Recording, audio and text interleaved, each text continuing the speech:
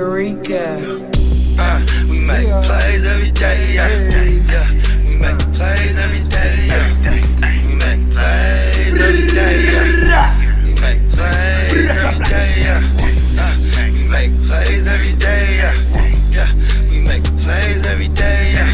Bogard and Mike plays every day, yeah. We make plays every day, yeah. Hey, welcome to the Real Fantasy Playmakers. I am your host, Bogard Scott Free. And with no further delay, we're just gonna bring in our special guest, which makes this officially, for one time and one time only, the Bogard and Mike Show. I want to introduce Mike from the Ethan and Mike Sports Show. What's happening, Mike? Not much, Bogard. What's happening with you? Man, you know what I'm saying? Just doing the best I can in this quarantine. You know what I'm saying? It's a corona climate confinement, as I like to call it, or I've come to call it. You know what I'm saying? You know what I mean? How you doing it? How you doing in the apocalypse, my brother? Doing all right. You know, I wish I was still in school, hanging out with my friends, but you know, I'm making the best of it. Well, you are a young man, and you know what I'm saying. I was a young lad at one time, and I do remember when I was around your age, because I know you're 18 years old.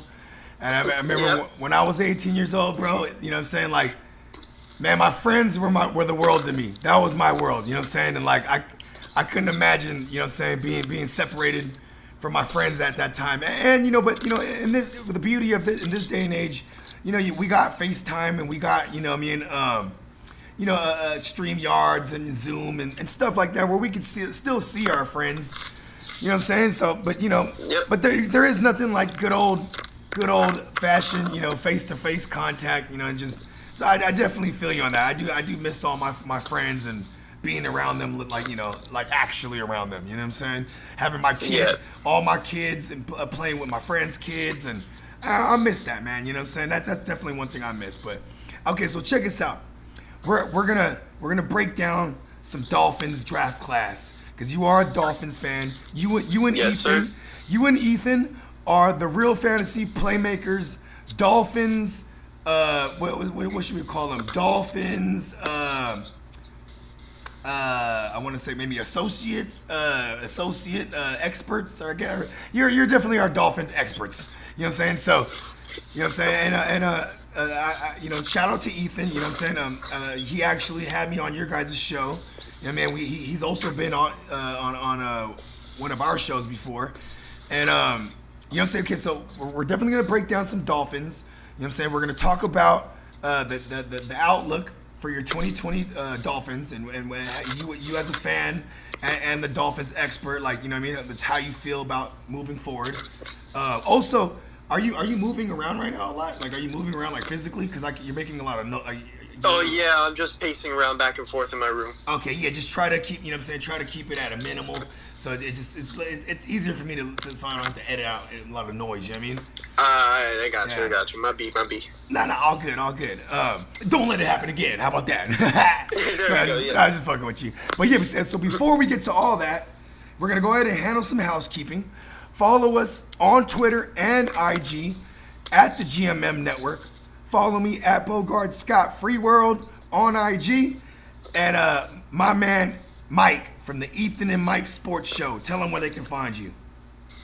Y'all can find us, like Ethan and Mike, on our Instagram and Twitter, at Ethan and Mike on Insta, Ethan and Mike Sports Show on Twitter.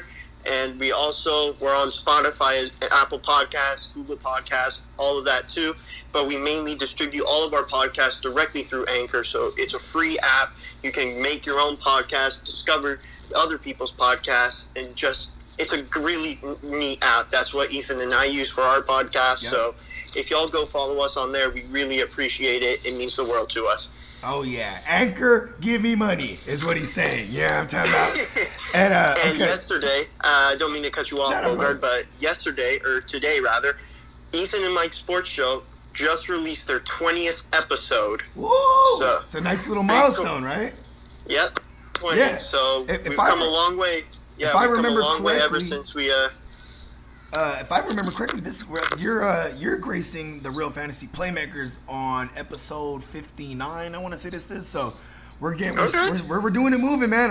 I'm glad I discovered you guys, and I'm early where I get to get, you know, I've now been working with you guys, and we could build some grassroots, and you know, hopefully we could, you know, together, you know, I mean, you know, blow this thing wide open. You know what I'm saying? And hopefully, you know, I can help contribute to people discovering you guys. And so once again, that's the Ethan and Mike Sports Show on all streaming platforms. But you know, if you can, go download that Anchor app and follow and subscribe to them on Anchor, because then that's where the bag, they can get that bag. You know what I'm talking about? And also, shout out to our sponsor, Milk and Honey TX, for all your CBD wellness and all your CBD goodness. And I think we got all the bills paid. So let's get right into it, man. So I don't have this in front of me because I got a different program right now running on the computer. But you want to pull up the Dolphins draft class, all the players, and then I actually have it all written down. So nice. what I've done for the last 2 years is I actually watched the entire draft from night 1 to night 3, all 7 rounds, all right. 255, 256 picks, however many it is, and I actually write them down in a notebook. And I've done that for the 2019 draft and the 2020 draft. So that's a great idea, man, because you know, not only writing something, like, yeah, people type and shit like that, or you can just pull up a list or whatnot, but like when you're writing this thing down, it helps like stitch it into your memory. You know what I mean? Yeah, exactly. And I focus a lot of my knowledge on my memory, so I always try to keep that sharp, so I know when it happened, what had happened, and what's going to happen. Yeah, so it doesn't really necessarily sound like you're reading something too, like when you're on the Ethan and Mike Sports Show. You know what I'm saying? Like you guys are, you know, it makes it more organic sounding too. You know what I mean? When you exactly. Yeah. But yeah, so thank you. I appreciate you for having that as a reference point for us, because you know that'll definitely, you know, because I definitely don't have that list in front of me, and like I definitely did watch all 250 and plus picks. But you know, I may or may have not have been, you know, indulging. So you know what I mean? You know what I'm saying? So we're, you know, but this is why we do this show. We do this show so we can break this thing all the way down thoroughly. You know what I mean? So now, Mike. So let's start off with what your guys' first pick was, the 5th overall. Yep. So we picked 5th overall in round 1, and we selected Tua Tagovailoa, quarterback from Alabama. Oh yeah. Okay. So now tell me how you feel about that. Like, are you worried about the injury history? Like, are you worried that maybe you guys, you think you could have grabbed them with, like, what is it, your 18th pick or whatnot? Like, or are you just like, are you excited to have them? Like, you know what I mean? Like, do you see this thing? I mean, granted, the Dolphins were tanking for Tua, right? That was what they were saying all year, and so it's like kind of maybe would have been foolish to not get him there. Yeah, pretty much. Okay, but I do want to say this. I am very concerned with his injury history. A couple years ago, we had a banged-up wrist. Last 2 years, banged-up hip and a banged-up ankle. And those things you need as a quarterback to succeed, because you need to be able to have mobility in the pocket and out of the pocket, and you need to be able to launch the ball downfield quickly and accurately before you get hit. Wait. So you mean to tell me you need an arm to throw a ball? Pretty much. Yeah, I'm just fucking around. But yeah, no, go ahead. Continue. Yeah. So that does concern me, but what I saw in his game highlight, in his game film, yeah, the kid is special, man. He is special. Oh yeah. He's not like Burrow, whereas like he has some of the best receivers and offensive line in the country. Well, I mean, he kind of is, because he's at Alabama, and he's a Nick Saban prodigy. But what I saw was that he was able to get the ball out quickly. He's able to move around both in the pocket and outside of the pocket when he needs to, and he's comfortable. He's comfortable launching the deep ball. He's comfortable launching a quick check down pass. And in the long run, I think this is going to be the next Dan Marino in Miami. I could be wrong. All right, I could be wrong. No, because let's be honest too, man. Like, there really hasn't been a notable QB in Miami since Dan Marino. Correct. Like it's like, yeah, and you know what's crazy? It might be a little unfair for a lot of those QBs that attempted after Dan Marino because he left such big shoes to fill. You know what I mean? He's clearly a Hall of Fame talent, obviously, and you know what I mean. Like, yeah. So, and I think I think Tua is the confident quarterback where like, you know what I mean. Like I don't think he's scared of those type of shoes. You know what I mean? And I think for someone like Dan Marino, doesn't he still like what is it called? Consult for the Dolphins? Like don't they? Doesn't he still like have some kind of word? Like he kind of scouts for them still. Yeah. So he'll go to the combine every year and he'll act as a scout with more of our staff, and he'll go and he'll try and scout out the latest prospects and see, okay, this guy's good, but we need this guy, or that sort of thing. Yeah, man, because you know what, Dark Tua, you know what I'm saying? He's a special guy, man. Like we've seen what he's capable of. You know what I'm saying? Like even though it's not the greatest sample size, like the biggest, and then like I know it is polarizing. You know what I'm saying? That the injuries he's had, and I've had many arguments with people about this, about the difference between injury prone and injury riddled, right? So a lot of people I've been arguing with people where they're like, it's the same thing, bro. And I'm like, no, it's not. So now hear me out, Mike. Check this out. Injury prone, to me, is somebody who continues to injure the same injury or type of injury. Like, for example, Julio Jones, he's injury prone because he always has that same ankle or foot injury. You know what I mean? Right. Just consistently, it reoccurs. But someone who's injury riddled could be someone like a Keenan Allen. Like he's torn his ACL. He's lacerated a kidney. You know what I mean? He's had concussions. Like where it's like just all kind of injuries that aren't exactly the same type of injuries. Just good old fashioned football. Like he just keeps getting hurt. You know what I mean? Because there is I'd say everyone has the same, probability of getting hurt. Like everyone has the 100% same probability of getting injured playing the sport. Because it's not like anyone's exempt from getting hurt. And you could take a wrong hit and go down. You know what I mean? But then also, like what I'm saying, when you were listing them off, what he said, he had the wrist, right? He had an ankle. He had a hip. You know what I mean? Like so. Maybe he's just more injury riddled than anything. It's just a bunch of bad luck, or has he had some of the same reoccurring injuries? Yeah, I think it's what you were saying, like just a bad luck because he's good, and like when he's healthy, he can win a national championship like he did when he took over for Jalen Hurts back in 2017 in the Natty against Georgia, which that was a phenomenal championship game, by the way. Oh, yeah. Phenomenal championship game. Oh, yeah. Like I was saying, like you were saying, I think it's just bad luck, injury riddled. But if the Dolphins, with their newly boosted offensive line, can keep him healthy and keep him protected, that was going to be my next point. Watch out for the Dolphins this year because they're not a team to be slept on. You know what's funny? They kind of remind me of my Niners going into coming into the year for last year, where it's like they're not really expecting big things, but like I think people will be pleasantly surprised. Like, and I've seen the Magic Man get hot. You know what I mean? You guys might go you guys might start off 4-2 for all we know, right? And then maybe the Magic Man starts doing Ryan Fitzpatrick things, throwing picks and shit, and they're like, all right, it's time for Tua. You know what I mean? And then like Tua comes in and it changes the playbook because he can get mobile. You know what I mean? I also feel like they're gonna need to get him in fast because he is a left-handed quarterback.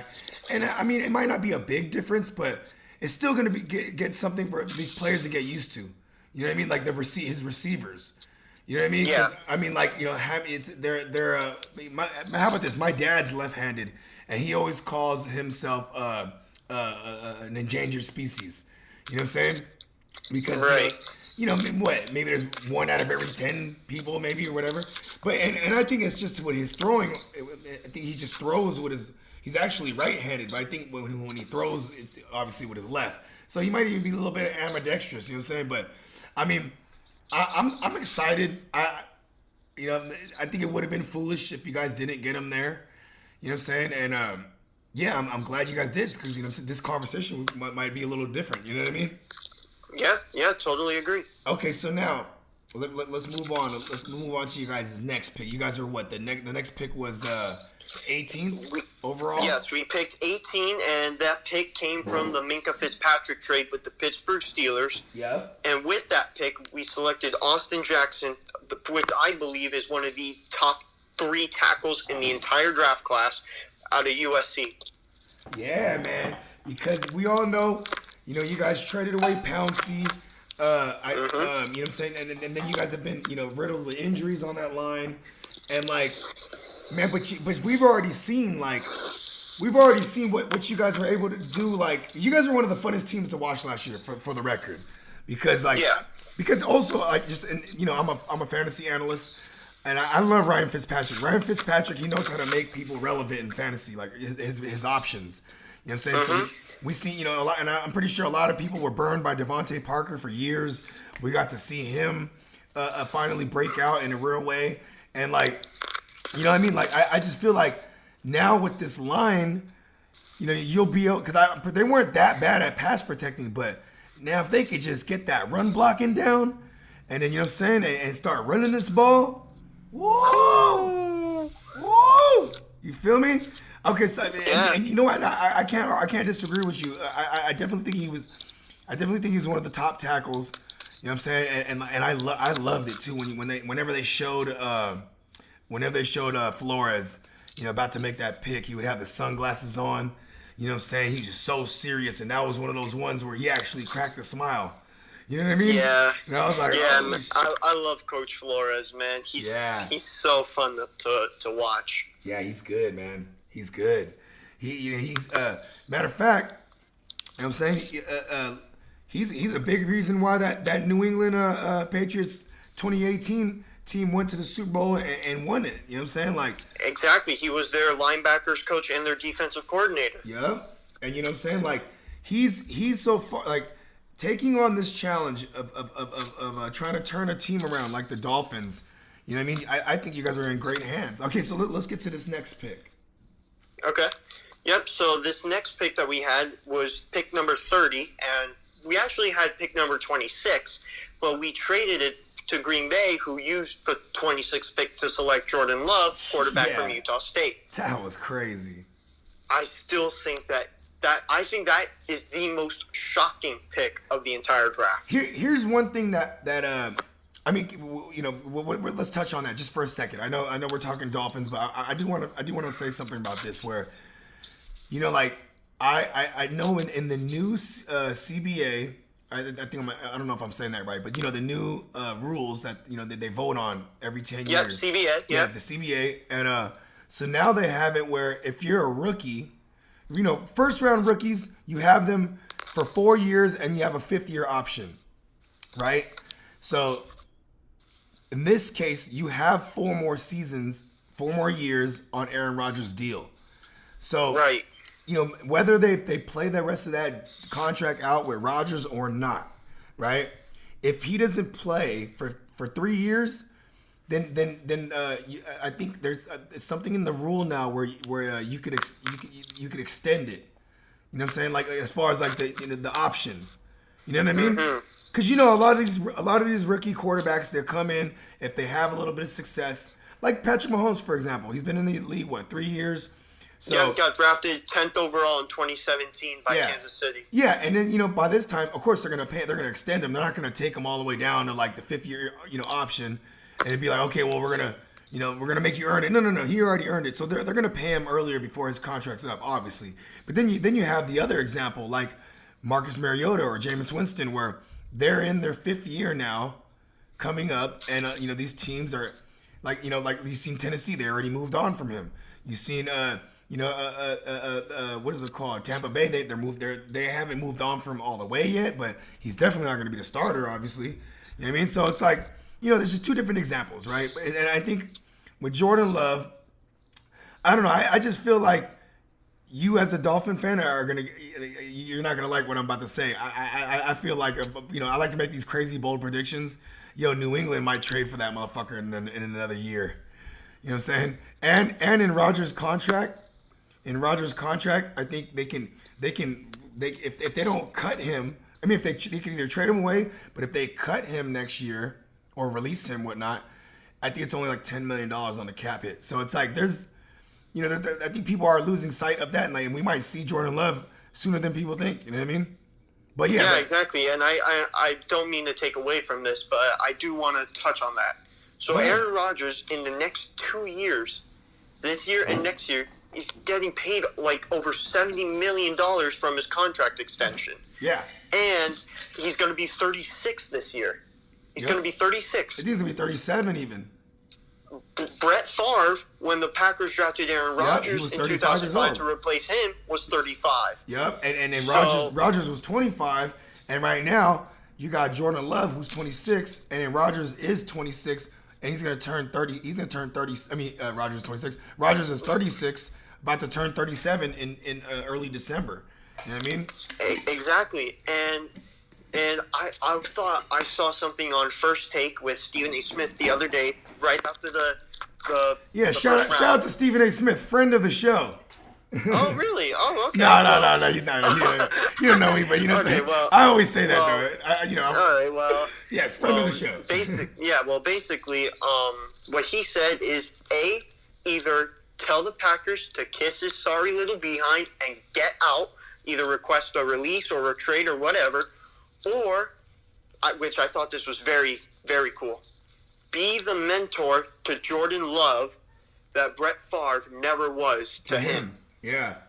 Well, because see, and here's the thing about Brett Favre. He was a guy who he made it far just on talent. He would watch film and stuff, but bro, he would drink beers all night, pop Vicodins and shit.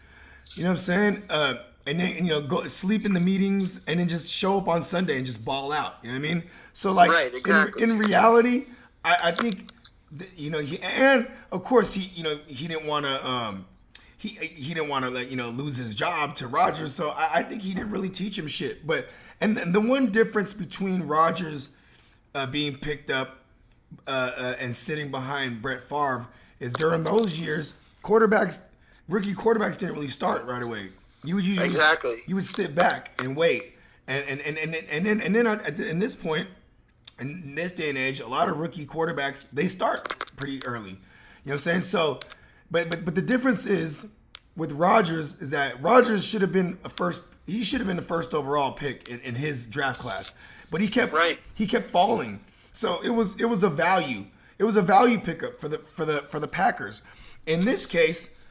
It's not like Jordan Love fell to them. They traded up to get him. You know what I mean? Which I think is the most shocking thing. Yeah. But you know what, though? So now we can segue back to your Dolphins. What did you guys get out of that trade? So we got Noah Igbenogany, a cornerback out of Auburn. Mm-hmm. Yep. And what I want to say about that is, and this is basically what Brian Flores said about him, and Gus Malzahn, his coach at Auburn. Did you guys get any? What kind of picks did you guys get too? I believe we also got. I think it was a third or fourth rounder or something like that. Okay. I can check scrolling through here. I think it was a fourth round, maybe. Okay, nice. Right? It's pretty good value. It was 136. It was 136 and. Yeah, 136. Yeah, so that's fourth round. That's groovy, man. Because you know what I'm saying, I don't think and Jordan Love. I mean, see, this was stupid about the Packers. You got to look at the teams that was before them. I don't think any of those motherfuckers were looking at him. So it's and you guys definitely weren't. So it's hey, why not? Why not move back a little bit? You still get the guy we're gonna get, and at the end of the day, you ended up with another pick. Because because you guys you guys needed in all assets. honesty, in all honesty, before the Packers, I thought the Patriots were going to stay at 23 and take him. But instead, they didn't. They traded back out of the first round with the Chargers, who then went on to select Kenneth Murray, linebacker from Oklahoma. Yeah. And you know, too, the Patriots, okay, do you remember, did the Patriots even select a QB in this draft class? No, huh? No, they did not. I don't think they selected one offensive player. Well, you know what, though? They needed to get young on defense for sure, because they got a lot they got a lot of old-timers there. You know what I mean? And, like, I think the past 2 seasons, especially since Flores left, they've been kind of predicated on just the coaching, for real. Like, you know what I mean? Being able to coach the personnel they got, because at the end of the day, man, they you know, and they don't like paying guys, so they let these guys go when they're still relatively young. So, you know, it didn't surprise me that they traded out of the first round to get more picks. You know what I mean? Yeah. And actually, I can kind of see why they didn't want to draft a quarterback, because if you remember last year, they drafted Jarrett Stidham out of Auburn. Yep. And now they have Brian Hoyer. I think they're pretty big on him. And like, yes. And I think I still think that like Cam Newton's they're gonna get Cam Newton. I don't know. That's right, because Cam Newton is still a free agent and he hasn't signed anywhere yet. And here's the thing. This is why I say Cam Newton, because man, you were probably like. Yeah, you were probably like 8 or 9 years old at this time, but do you remember when Josh McDaniels was the head coach of the Broncos? Josh McDaniels. No, I can't say that I do. So Josh McDaniels, obviously you know who he is. He's the offensive coordinator for the Patriots. But when he had his head coaching shot, he was over there in Denver, and he had Tim Tebow. You know what I mean? And like, so there's a mobile quarterback playbook in New England. They just haven't had the personnel to use the type of QB to use that. So I could see them picking up Cam Newton, man. Exactly. And Brady for 20 years was always a pure pocket passer quarterback. Exactly. He rarely scrambled. And you know, as the game is everly changing back to mobile QBs again, because you know, like we've seen this trend pop up here and there. You know what I mean? Like whether it was like Kaepernick and Russell Wilson and Robert Griffin III, or like, you know, the Mike Vick era, or like, you know, now we're in Lamar Jackson with and Kyler Murray and you know what I'm saying, and even Patrick Mahomes, like he might not be exactly. He might not be a running quarterback, but he gets mobile. You know what I mean? Like, yes, yeah, like so you know Cam Newton, even though he's been in the game 10 years, you know what I'm saying, he's still a mobile QB. So I'm just saying that there is a. You know, it's not far-fetched, but yeah, but I think you, as a Dolphins fan, you'd probably like that better than them trading for Rodgers, whether he was old or not. You know what I mean? Because Rodgers is still one of the GOATs. You know what I mean? Right, of course. Yeah. Okay, so tell me about Noah. You know, I'm just gonna call him Noah. Noah Igbenogany. Yeah. How you feel about him? Because I know from my knowledge on him, I do know that he was a receiver converted to cornerback. You know what I'm saying? And you know, there's you've seen Richard Sherman was one of those before. You know what I mean? Where receiver converts to cornerback, and like I think they make for great corners because they know they're familiar with what a receiver is gonna do. You know what I mean? Yeah, exactly. And they know how to play the ball. And they know how the quarterback thinks, because obviously they have that connection and they know they have that mentality of like, okay, when's the receiver going to cut? When should I jump the route? And when should I go up and try to make a play on the ball? So I think that Noah Igbenogany is a very versatile, a very intense, and a very smart IQ football player. And I think with the company of Xavier Howard and Byron Jones, with Igbenogany playing the nickel position, which Flores really likes on defense. He likes running the nickel back scheme. And it's kind of like how New England did their thing. New England always built their defense from the back end towards the front. So in this case, like they would have, they would have shutdown corners that you can put out on an island. You know what I'm saying? So in this case, you guys got, like you said, the aforementioned Byron Jones and my man Xavier Howard, who's like legit one of my favorite cornerbacks in the game. Him and Tre'Davious White, they're like two of my favorites. You know what I'm saying? Yeah, as much as I hate him because he plays on the Bills, yeah, he is a great football player. He's a phenomenal. great football player. Oh yeah.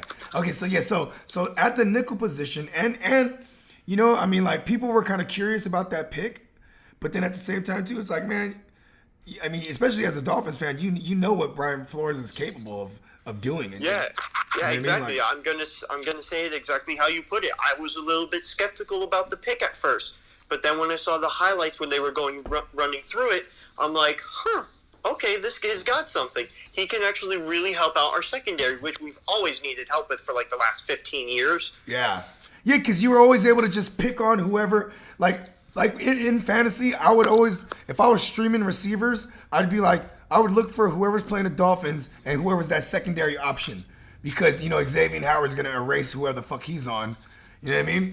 And then that second option, that second option at opposing receiver, you know what I'm saying, usually it tends to eat. You know what I mean? Exactly. Yeah. Okay, so after the dust settled, you know what I mean? So you're not mad at that pick. Yeah, no, I'm not. I'm very happy with it. I thought it was a very smart pick. You know, and you know what it is too is like, because then you guys had what, the 39th pick after that? Yes, we did. Yeah, so let's move on to that because you know, because at first I was curious, like, man, they must really have Noah. I'm just gonna call him Noah, right? Yeah. Like they probably had him really high on their board. You know what I mean? To get him right there where they got him. You know what I mean? And it's, you know, where your guys' original pick was before you guys traded out with Green Bay.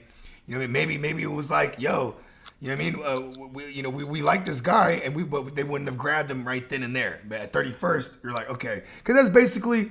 And here's the thing too: is like whenever you're in the back of that first round, you know, when you're picking up these players, whether they're a project or not. Like in this case, Noah is kind of a project, but you know, you're gonna have 5 years to figure him out. You know what I mean? I mean, granted, you know, after the first couple years, if he's not working out, they'll probably move on. But I'm just saying, like, if he does work out, you have 5 years before you have to pay this motherfucker. You know what I mean? Exactly. Yeah.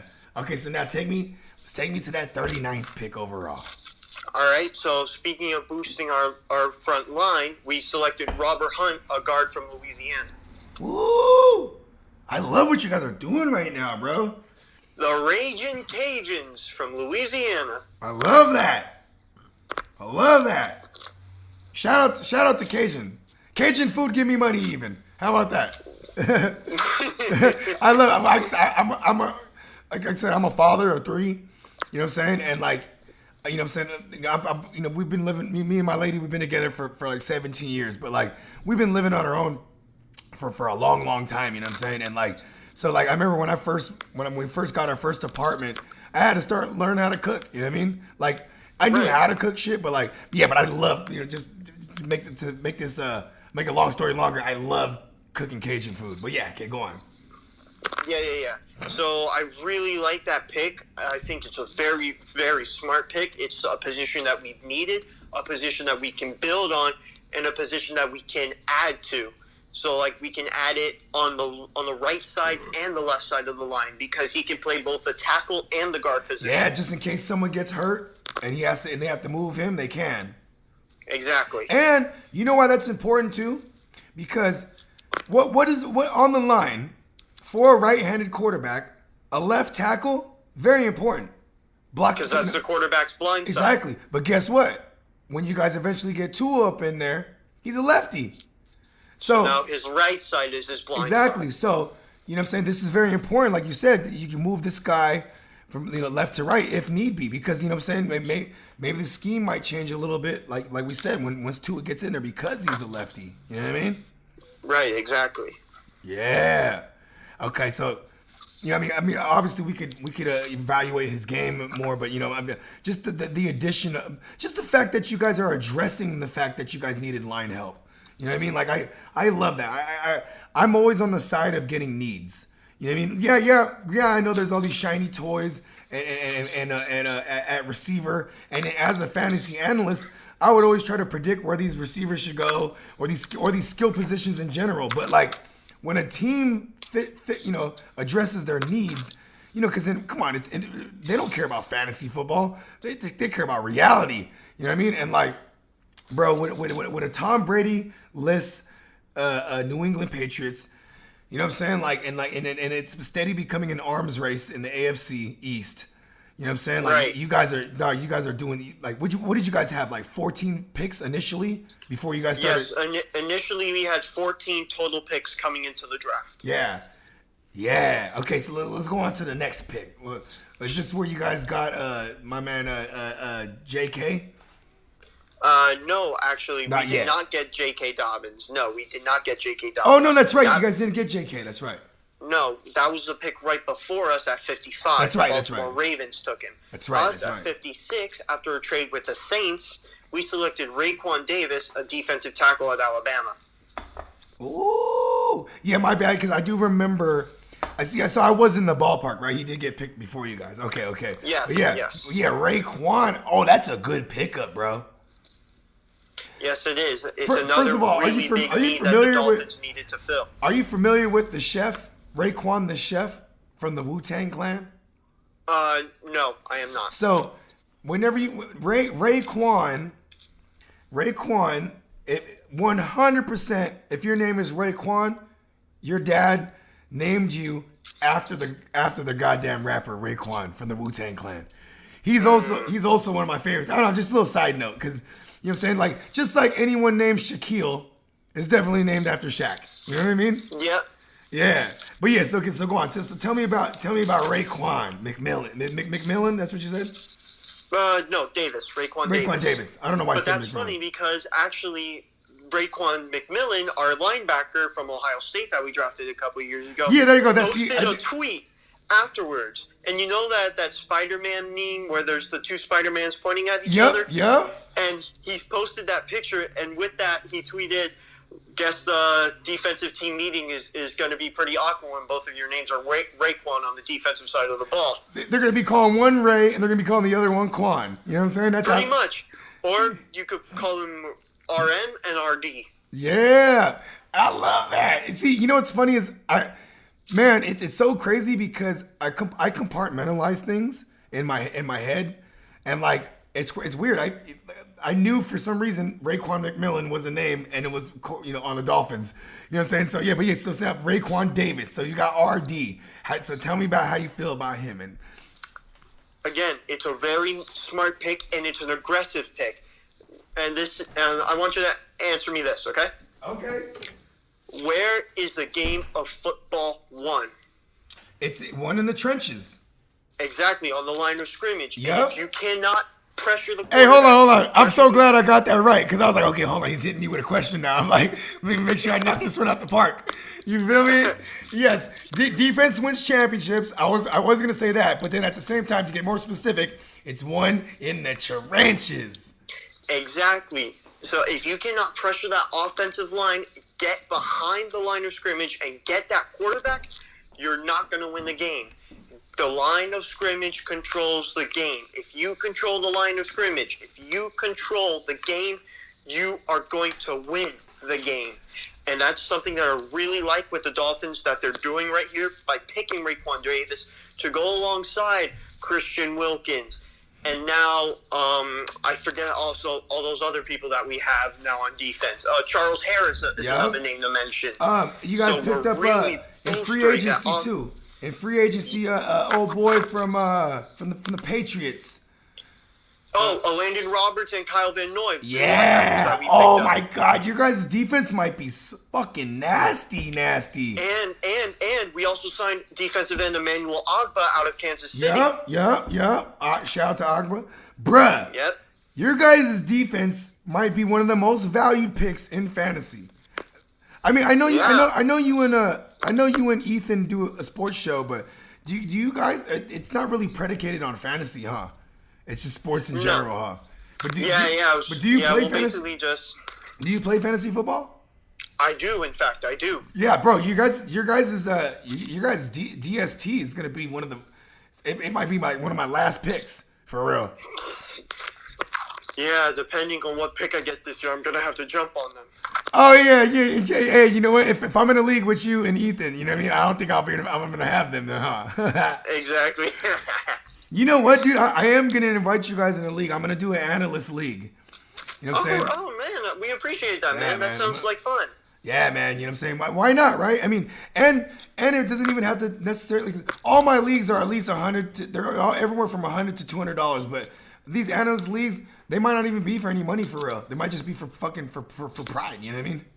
Yeah, man, that's why I love doing it. I just love doing it for bragging rights, just for fun, because I always do it with my friends. We do it for fun, and we just have a great time. Well, I'll tell you like, this we much. don't even care about it for most part. We just care because we get to watch football together, and that's what I love about it. You ain't lying. Like, it makes it like. Listen, I'm a diehard Niner fan, but like, once I started getting into fantasy about 8 years ago, you know what I'm saying? Once I got into fantasy, bro. It was like I had such an appreciation for all the teams. Yeah. Like, you know what I'm saying? Where I was hooked. I was like, you know what I mean? Like, I got to research everything. And like, I have a very addictive personality and I'm very obsessive. Where it was like, and I like to compete. I don't just do things for fun in that sense. Even though this is like the best of both worlds because it is fun to me.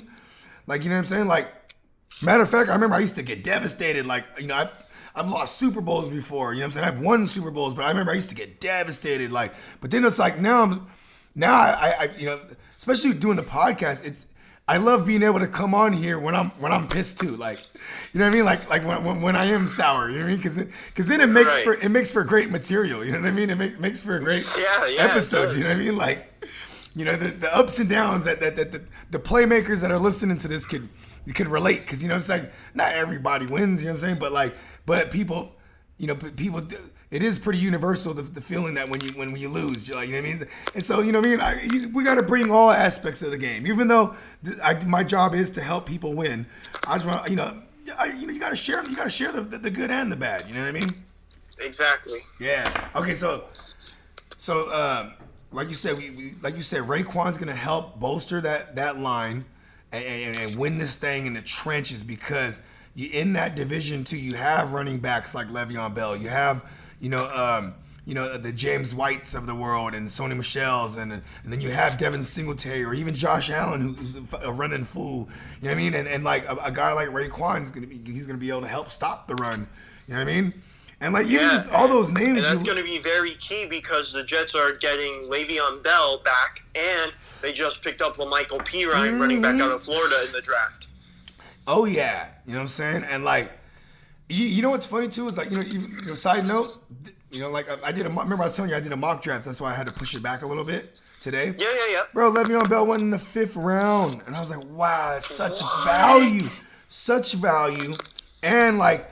Because, you know, a lot of people don't even realize that he actually put up some numbers, considering he didn't even play all 16 games, and like, you know, he was shitty. You know what I mean? Like, he still was I think he was like a high end RB2 or low end RB1. I forget his exact numbers, but it wasn't terrible. You know what I mean?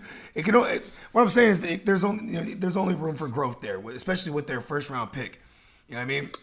Shout out to my man Morris. You know what I'm saying? Yeah, Slow grind. You know, he was really pissed. But then, like, you know what I mean? And, you know what's funny, too, is I've been trying to get him on here. You know what I mean? I'm like, bro, you need to come on the show. Because I know, like, you know, after the dust settles, he's got to feel good about that pick. But, yeah, go on. Yeah, and I actually want to go talking about that pick for just, like, a minute or two. I think that's a very valuable pick. Yeah. You needed someone at that position very highly, because you got to protect your franchise quarterback, Sam Darnold. Yeah. You mean my man Darnold Schwarzenegger, the Terminator himself? I'll be throwing picks every game. I'll be throwing picks. I see ghosts. First of all, I remember that. First of all, why? This is kind of funny. Why, if the Terminator is a like a state-of-the-art, like, you know, killer machine, why isn't he talking perfect English? Like, why is it still, you know, come with me if you want to live? Like, you know what I mean? Like, why does he still have an Austrian accent? I don't know. I always thought that was funny to me. You know what I mean? No, buddy, you know. Yeah, you know what I'm saying? I'll be back. Yeah, but okay, so yeah, go on. Yeah, Mekhi Becton, he's a very smart offensive tackle. Actually, he's a very smart football player in general. He's a giant, knows how to too. protect. He knows how to defend against those bigger, more powerful defensive linemen, and he knows how to protect the quarterback. So he'll be there, sticking up for Sam Darnold, protecting his blind side or his front side, whichever side the Jets decide to put him on. We don't know that yet. But he's going to be very solid in the long run to protect Darnold, who's their franchise quarterback. Yeah, and he's gonna be there to protect. He's gonna be there to try his best to stop all that pressure that the Dolphins are gonna be sending nowadays. When that goddamn line is low key, I'm telling you, I'm relating you guys. I'm likening you guys to my Niners last season, where people just we were such under the radar. And we had this crazy personnel up front. You know what I mean? But see, your guys' corners, your guys' secondary is way better than ours. You know what I'm saying? Like, where it's like, because, you know, ours is the opposite of the Patriots way, where it's like, we have an active front seven that just adds, you know, sends so much pressure, and only with, like, you know, with four players, we're only sending four half the time. You know what I'm saying? And like, right. Yeah, so we can have that extra man to drop in coverage.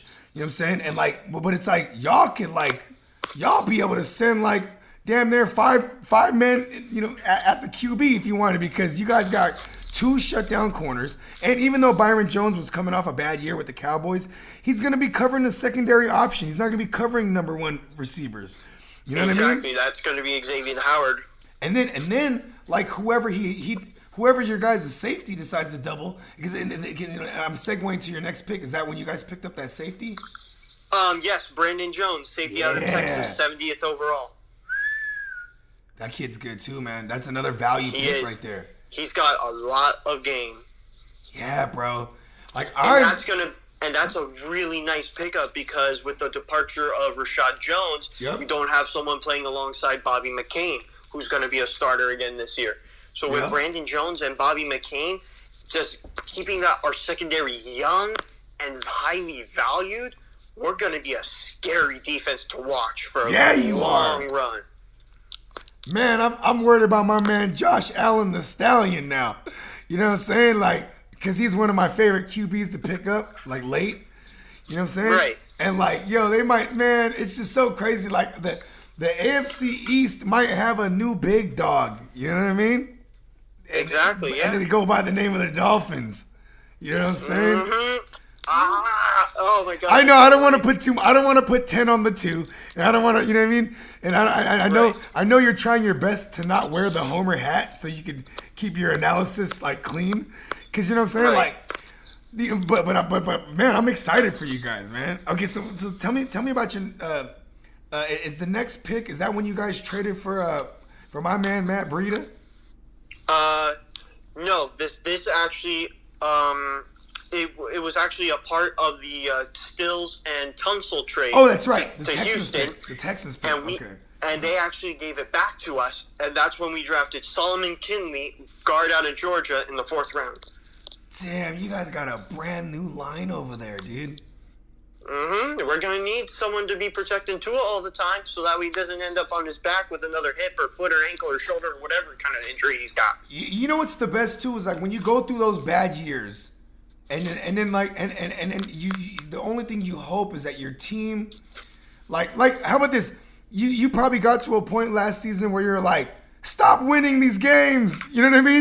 You're stop winning. Yeah, actually, because we were looking at Joe Burrow for a little bit. Yeah. And you know though, like I think you know, like I said, where the game is going, the direction that the NFL is going is with these mobile QBs. You know what I'm saying? Like I think Tua was someone they wanted for sure. Like because Joe Burrow, you know what I'm saying? I think he had a breakout year, but like you said, he was behind probably the best line or one of the best lines in college. He had a plethora. Am I saying that word right? Of weapons. Plethora. Yeah, plethora of weapons. You know what I'm saying? Just, you know what I mean? Where it's like, and we've seen Tua where like he had success, and it had a lot to do with coaching too. So you know what I mean? Like, and I think with Brandon Flores and damn, I can't remember your OC's name off the top of my head right now. Chan Gailey. Whoa, and he's dope. You know what I mean? He is. He actually worked up with Ryan Fitzpatrick up in Buffalo and the Jets for a couple of years. Yeah, and the Jets. Yeah, and they make they were. I think they were like a win away from being in the playoffs with the Jets, even with that year he was there. You know what I'm saying? Yes, I think so. Yes. Yeah, that was with Todd Bowles. I remember.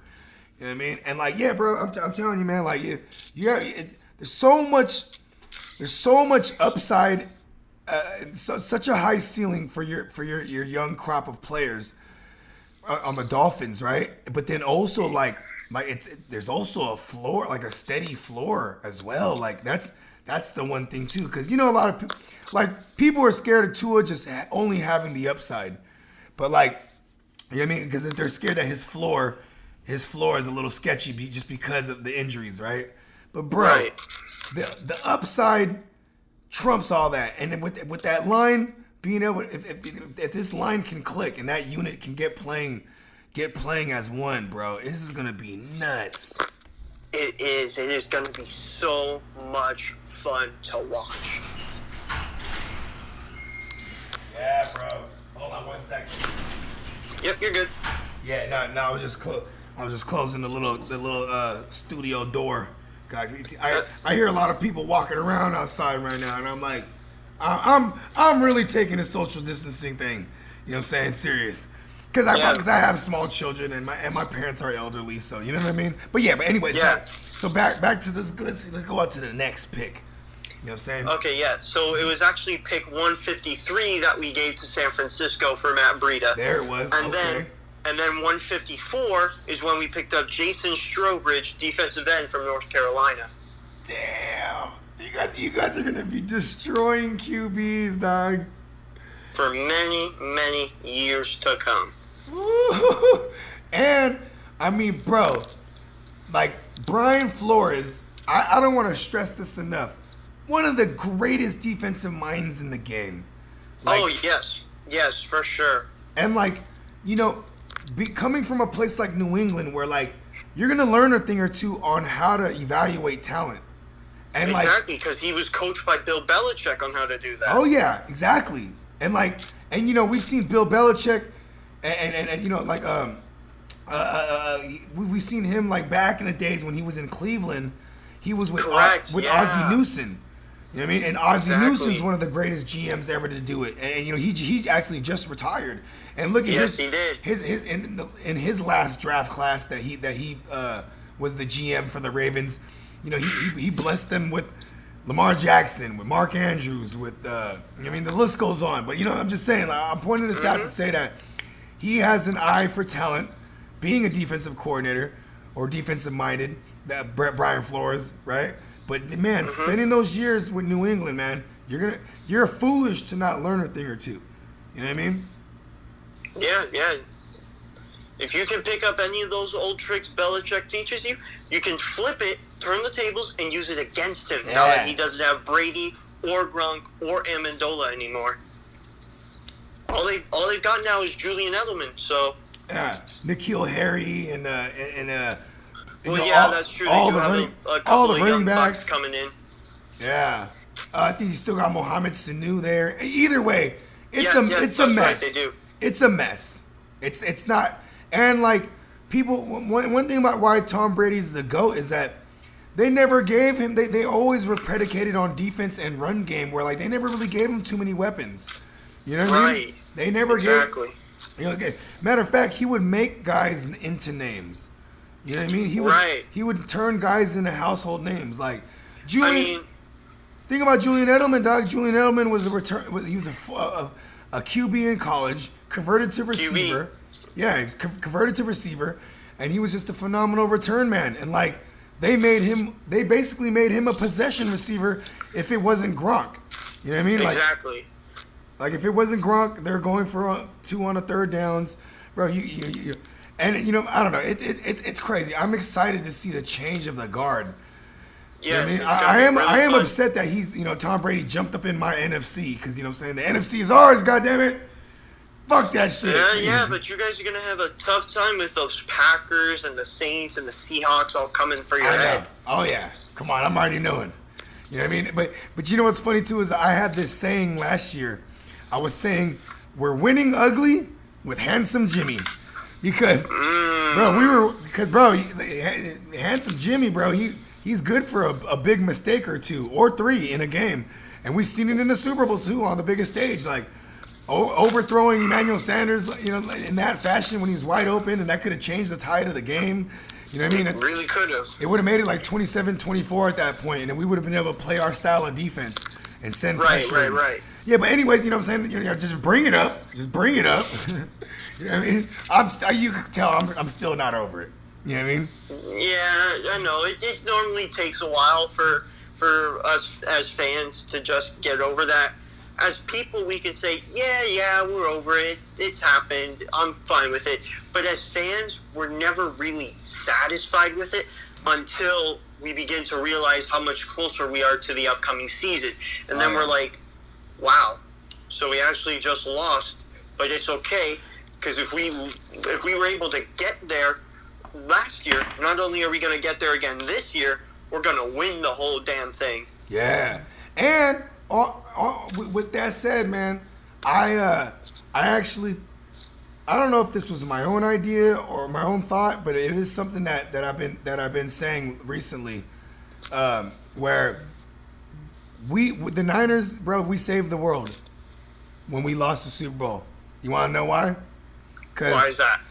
The first cases of the coronavirus in Kansas City were March 18, right? Right. So over a month after the Super Bowl. You know, the parade happens a couple days after the Super Bowl. So check this out. Our first cases popped up in January. You know what I mean? Right.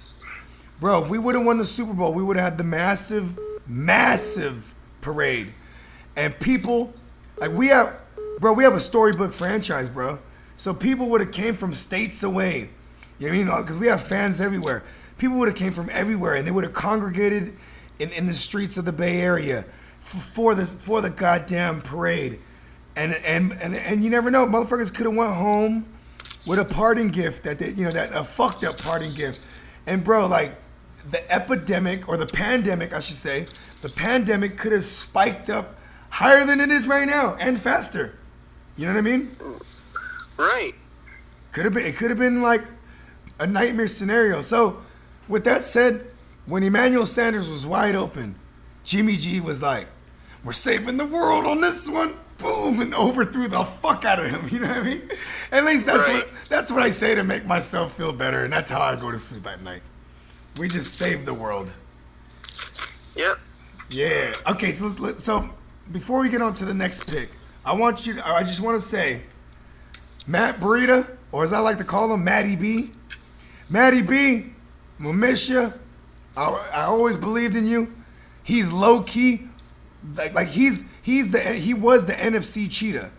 Like, you know, they call Tyreek Hill the cheetah. Like that was one of Matt Breida's nicknames too. Matt Breida the cheetah. Cause that fucker is fast, bro. He is. And he's a dual threat. He could run between the tackles. He could catch the ball. He could run outside around the edge. He's multifaceted. You know what I mean? You have to be a Kyle Shanahan running back. And like, right. Yeah, and obviously, you got Jordan Howard there. He's strictly a bruiser. He's a banger. You know what I mean? Right. Short yardage situations. Yeah, maybe goal line. Straight up in between the tackles, Yep. right up the gut runner. Yep. He also shines in a zone run scheme, a zone blocking scheme. But yeah, man, like I hate to see him go, but you know what I mean. But, you know what I'm saying? I'm always gonna have fond memories of the kid. Too bad he does have a little bit of an injury history. But it's I was just about to say, it was kind of a shame he got hurt last year because he was having a tear. Oh yeah, he was. Fuck yeah. I lost a couple weeks in fantasy because of that motherfucker like beating me, like playing against him and shit. So I love the kid. I know he's going to a place. He's going to a place too where Raheem Mostert even came from at one point. Yes, that's correct. And I was just about to say, next thing you know, up pops Raheem Mostert, and he goes off, and he's going and he's taken the Niners all the way to the Super Bowl. Oh yeah, and I'll tell you this much, man. Like, shout out to whoever's leading our scout department. I'm pretty sure Kyle Shanahan has a lot to do with that. But man, we know how to scout these running backs, man. It's crazy. Yeah. Mm-hmm. Yeah. So I think you guys got a good one there. You know what I'm saying? In that trade. And just trades in general, whether it's reality football or in fantasy football. Listen to this, Playmakers. When you make trades, it's got to be needs for needs. Like, you know what I mean? Like, and you guys got something you needed, and we got something we needed out of that. So, you know what I mean? Shout out to y'all. Yep. Yeah. All right, let's take it to the next. Take us to the next pick. All right. So actually, we didn't get to pick all the way up until 164 after that. Yeah. So now this pick was a trade. 164. So what's that? Like round 5. Yes, it is round 5. Yep. And this pick was originally held by Dallas, who actually gave it up to Philly, who then gave it up to us. And with that pick, we selected Curtis Weaver, outside linebacker, Boise State. Good God fucking damn, you guys just getting value everywhere in this fucking draft. Now I'm starting to get upset now. You know what I mean? I'm starting to get a little mad now. Now fuck that. Niners, Dolphins, Super Bowl. Hey, speak it into existence. Hey man, I can actually see that as a possibility.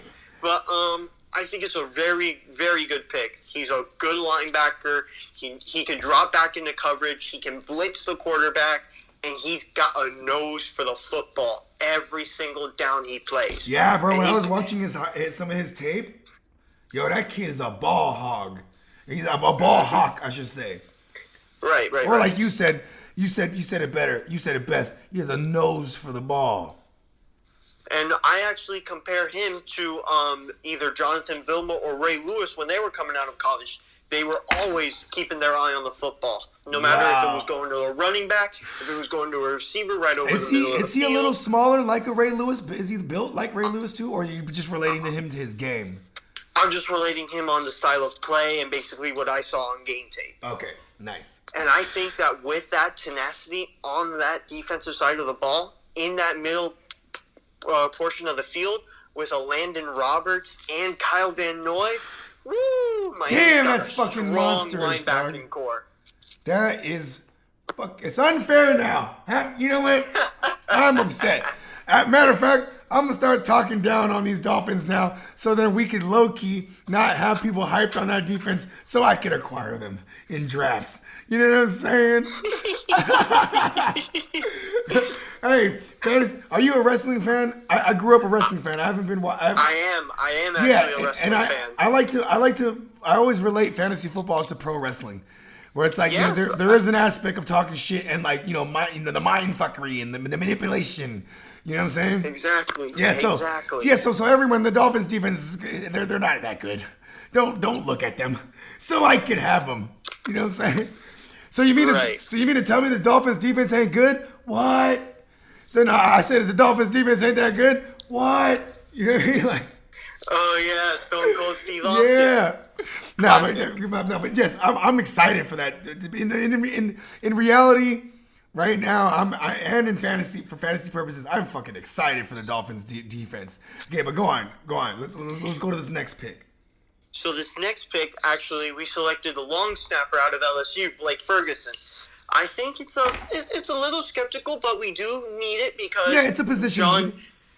Because John Denny, our longtime long snapper, he's been gone for a couple of years, and we need that decent long snapper who's able to get that ball to our kickers in time, and so that way they can deliver high quality punts and high quality kicks for field goals. And we've seen your kicker kick goddamn like 6 field goals in a game one time. Am I remember that correctly? It was against the Jets. Remember? It was like a field goal bonanza.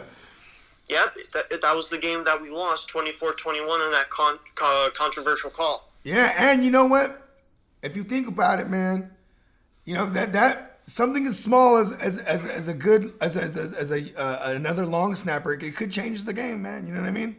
Exactly, yeah. Any position can change the game of football. Exactly. Like, I don't want to sleep on that pick. You know what I mean? I mean, look at what Anthony Munoz did for the Bengals as an offensive lineman for all those years. Yeah. He revolutionized the offensive lineman position, and, of course, along with Orlando Pace as well. Wow. See, I like. See. Hey, this is what Playmakers. This is what the Ethan and Mike Sports Show has to offer. This is what they deliver. They deliver legitimate analysis. And like I said, when I discovered your guys' show, cause see, I like to wear a scout hat as well. I like to feel that when I bring on the talent to feature on the Real Fantasy Playmakers podcast, you know what I'm saying? When I scout the talent first. You know what I mean? And like I was like, I need to go ahead and reach out to the young boys, you know what I'm saying, from the Ethan and Mike's Sports Show. You know what I mean? Yeah, man. Hey, well, we appreciate it a lot, man. Yeah, man. It means a lot for you to have us both on our show and for you to join us on our show. And I greatly appreciate that, man. I'll tell you this much. I remember, I had a couple new subscribers too, and that week when I jumped on your guys' show, and I was thinking like, hey, man, it could very well could have came from, you know, some of your audience that that got exposed to me, and I hope the same, that I can expose some of the Playmakers, and that follow us to discover you guys as well. You know what I'm saying? But yeah, much appreciated, brother. Much love goes to you. Oh man, it's all love, bro. You know what I'm saying? But you know what? We won't spend too much time on a long snapper. So let's go ahead to the next pick. Yeah, okay. And with our next pick, actually didn't come back until the 7th round, and that was when we selected a wide receiver, and that receiver goes by the name of Malcolm Perry out of Navy. Ooh, hey, he had some interesting tape. Yes, he did. Yes, he did. Tape. And like, I mean, do you know his measurables on hand? I mean, I know that sounds kind of weird when we're talking about a man, right? Pause. You know what I'm saying? But what's his build like? I don't know them. Yeah, I can't say that I do like on the button, but I know they were pretty good. And he's a baller. He's got great ball skills. He can run the deep route.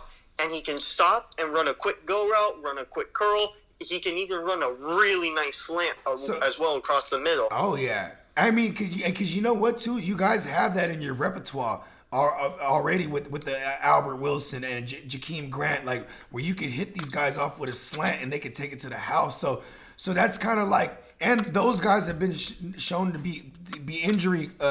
You know what I'm saying?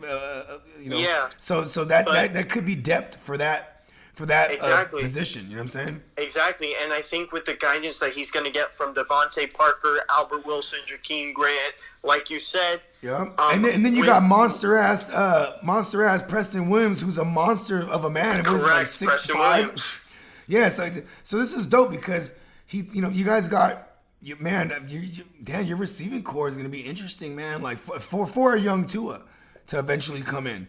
You know what I'm saying? Right. We have a young receiving core, and I think that with time under that development, Malcolm Perry's going to be a starter within 5 years. Here's one thing I didn't point out when we were talking about Tua is the fact that, bro, the Magic Man, he's basically played for every team in the goddamn league.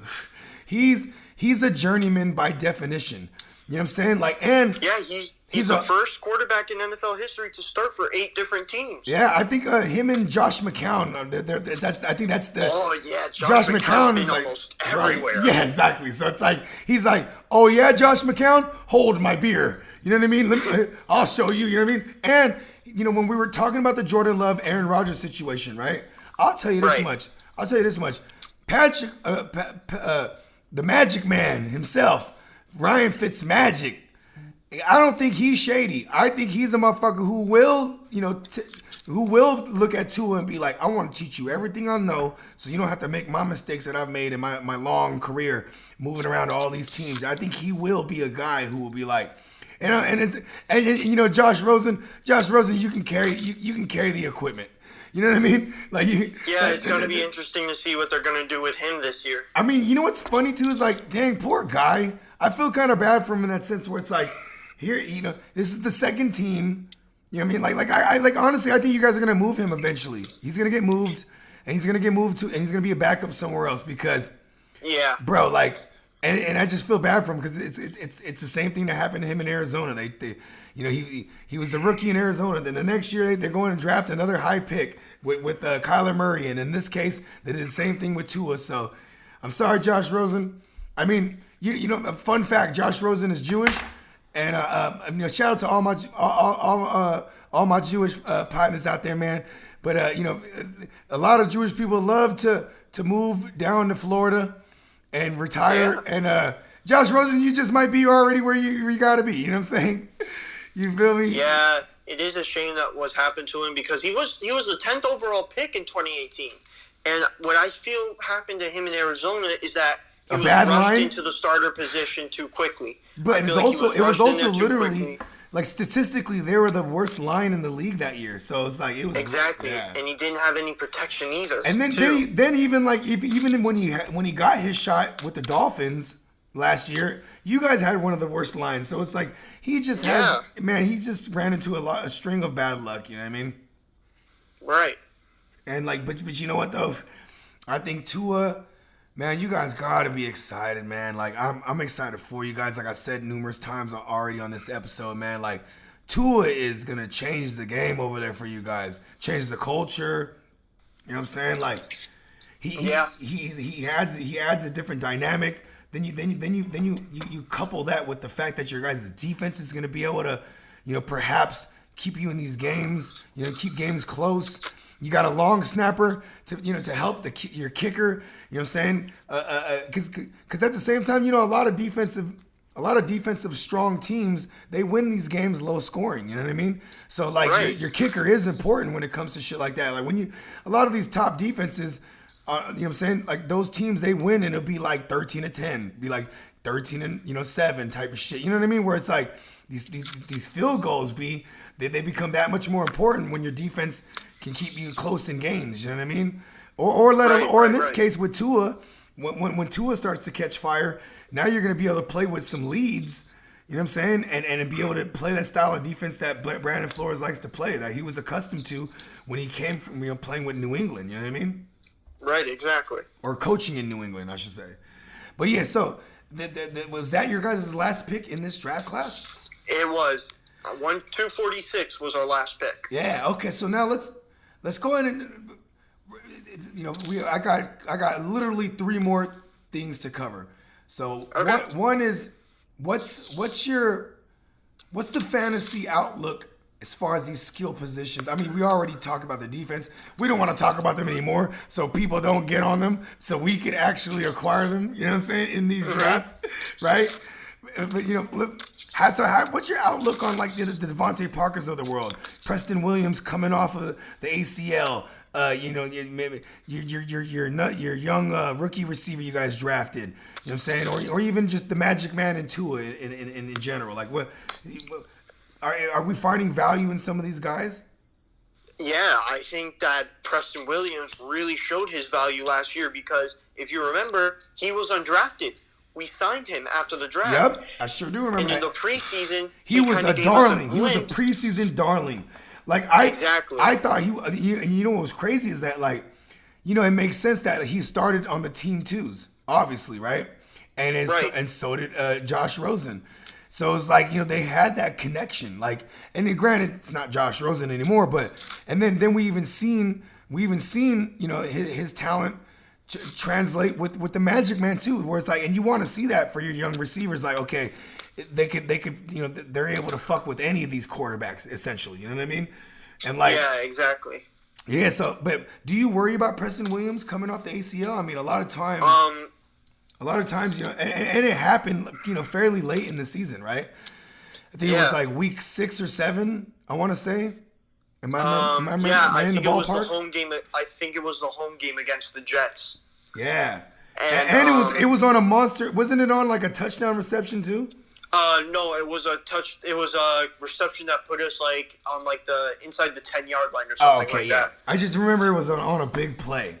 Yes. It was on a big play, and anytime you're coming off an injury like an ACL or a ruptured Achilles or even a broken foot, for that matter, I would say ruptured Achilles is in today's science. right? In today's medicine, right, and with the doctors, like ACL, I've seen people come back, fairly quick. But you know what I'm saying? Like one thing I will point out to the playmakers is that like one of the highest reoccurring injuries after coming off from an ACL is usually the hamstring. You know what I mean? Yeah, hamstring, yeah. Yeah, and you know what I mean? Like, we've seen it with Dalvin Cook recently. Like, when he tore his ACL the next season, he was riddled with that hamstring.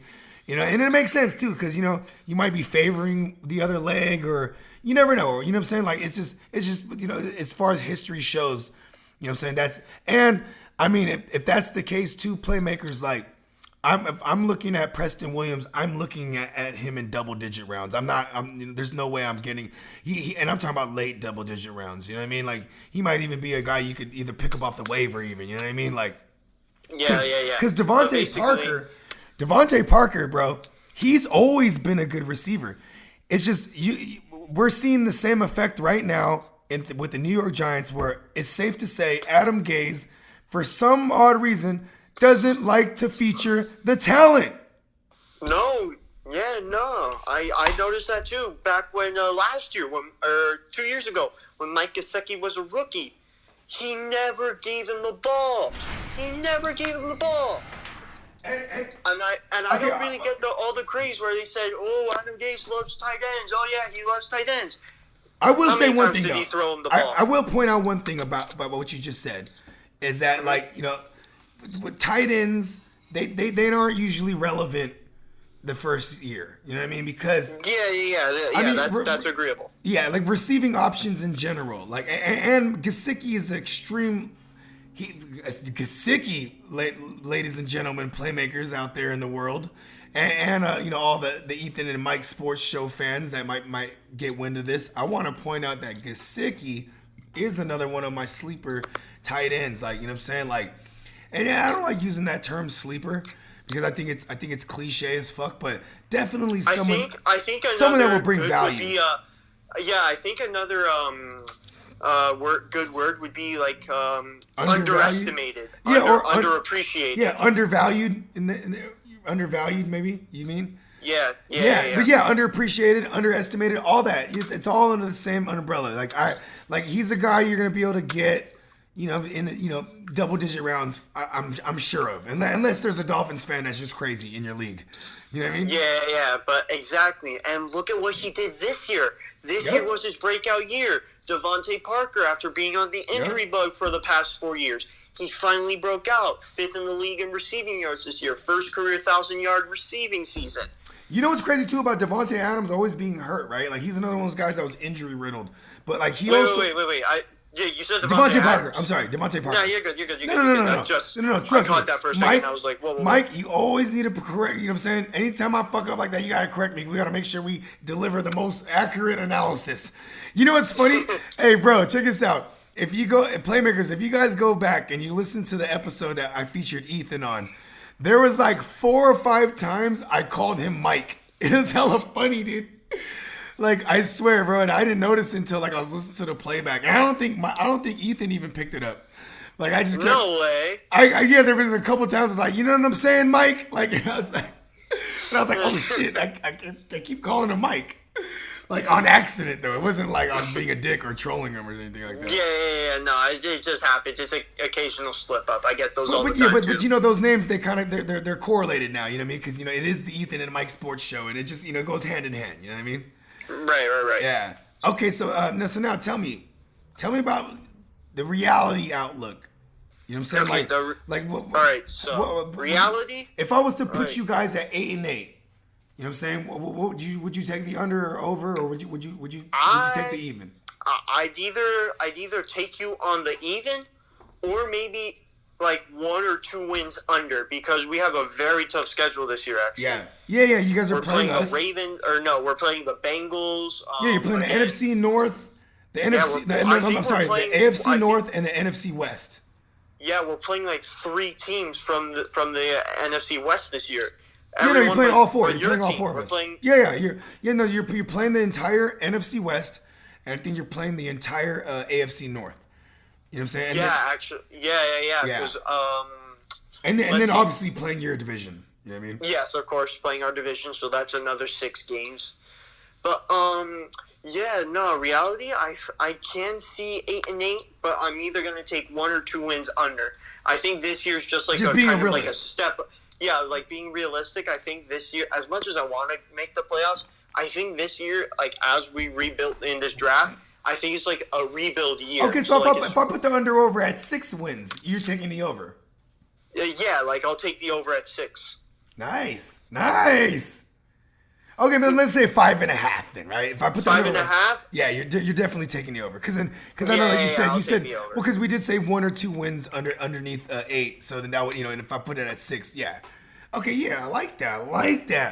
All right, Yeah, so like what I was saying was that like this year isn't really the year yet. Like this is the development year where we get all these first year players and we like really like tone in on their skills, and then 2021.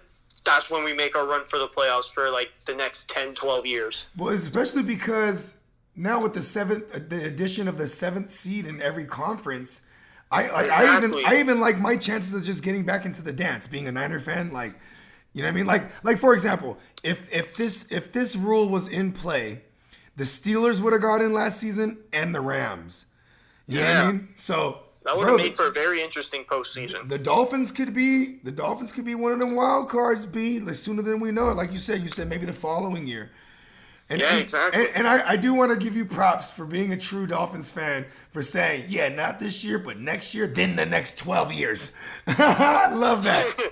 Yeah, like, I'm just trying to beware. make light of the situation. I don't want to say that because, I'm a Dolphins fan. Yeah, we got Tua. We're going to make the playoffs every year. Have you ever seen Nah, the other that doesn't guys? always happen. Because Have you look ever- at what happened with Brady. Yeah, I mean, shit. I mean, listen, when you have a great coaching staff, you know what I'm saying, that can win, and I think they're not gonna, like, man, God forbid you guys have like, a 4-win season next year again or some shit like that, right? I'm just saying, right? They're not gonna fire no Brian Flores. Like, they like what he's doing. Nah. He's gonna be around for a while. You know what Yeah. I'm saying? I think he's gonna have to like. It's gonna take him having like multiple losing seasons after Tua's in there for them to get rid of him. You know what I mean? Yes. Okay, I so- couldn't agree more with that. So let me segue. We're gonna segue back to Tua. Speaking of Tua, you guys were tanking for Tua. You guys got him. How fast do you think we see him? I can honestly say Because he's obviously a week 1 starter. Obviously, you got to see what you guys got with him. Like, coming off this injury, like that one. You think he's a week 1 starter? Well, hold on. Let's bring that back. Whoa! I think he's gonna. I think he's gonna compete and have an awesome training camp. Yeah, the hip is a concern, but that's just gonna prove to people that he's ready to compete. He's a fighter, and he's ready to compete for that starting job since day 1. Yeah. So I can honestly see him as the week 1 starter in 2020.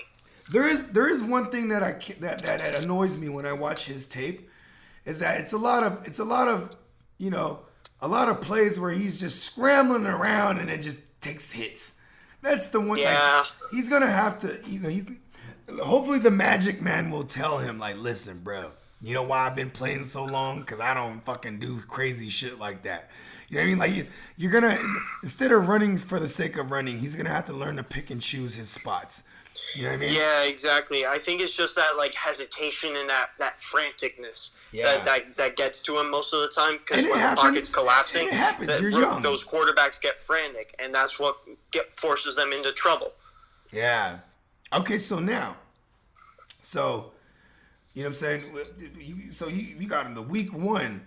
Okay, if say he's tearing it up in the preseason, how crazy are people gonna get on him in fantasy? Like, do you see him like being a mid-round value, or do you think we would still be able to get him in the double digits? Because I would take a chance on Tua if I knew he was gonna be the starter week 1. I would draft Tua if I can get him in like, the 12th, 13th round.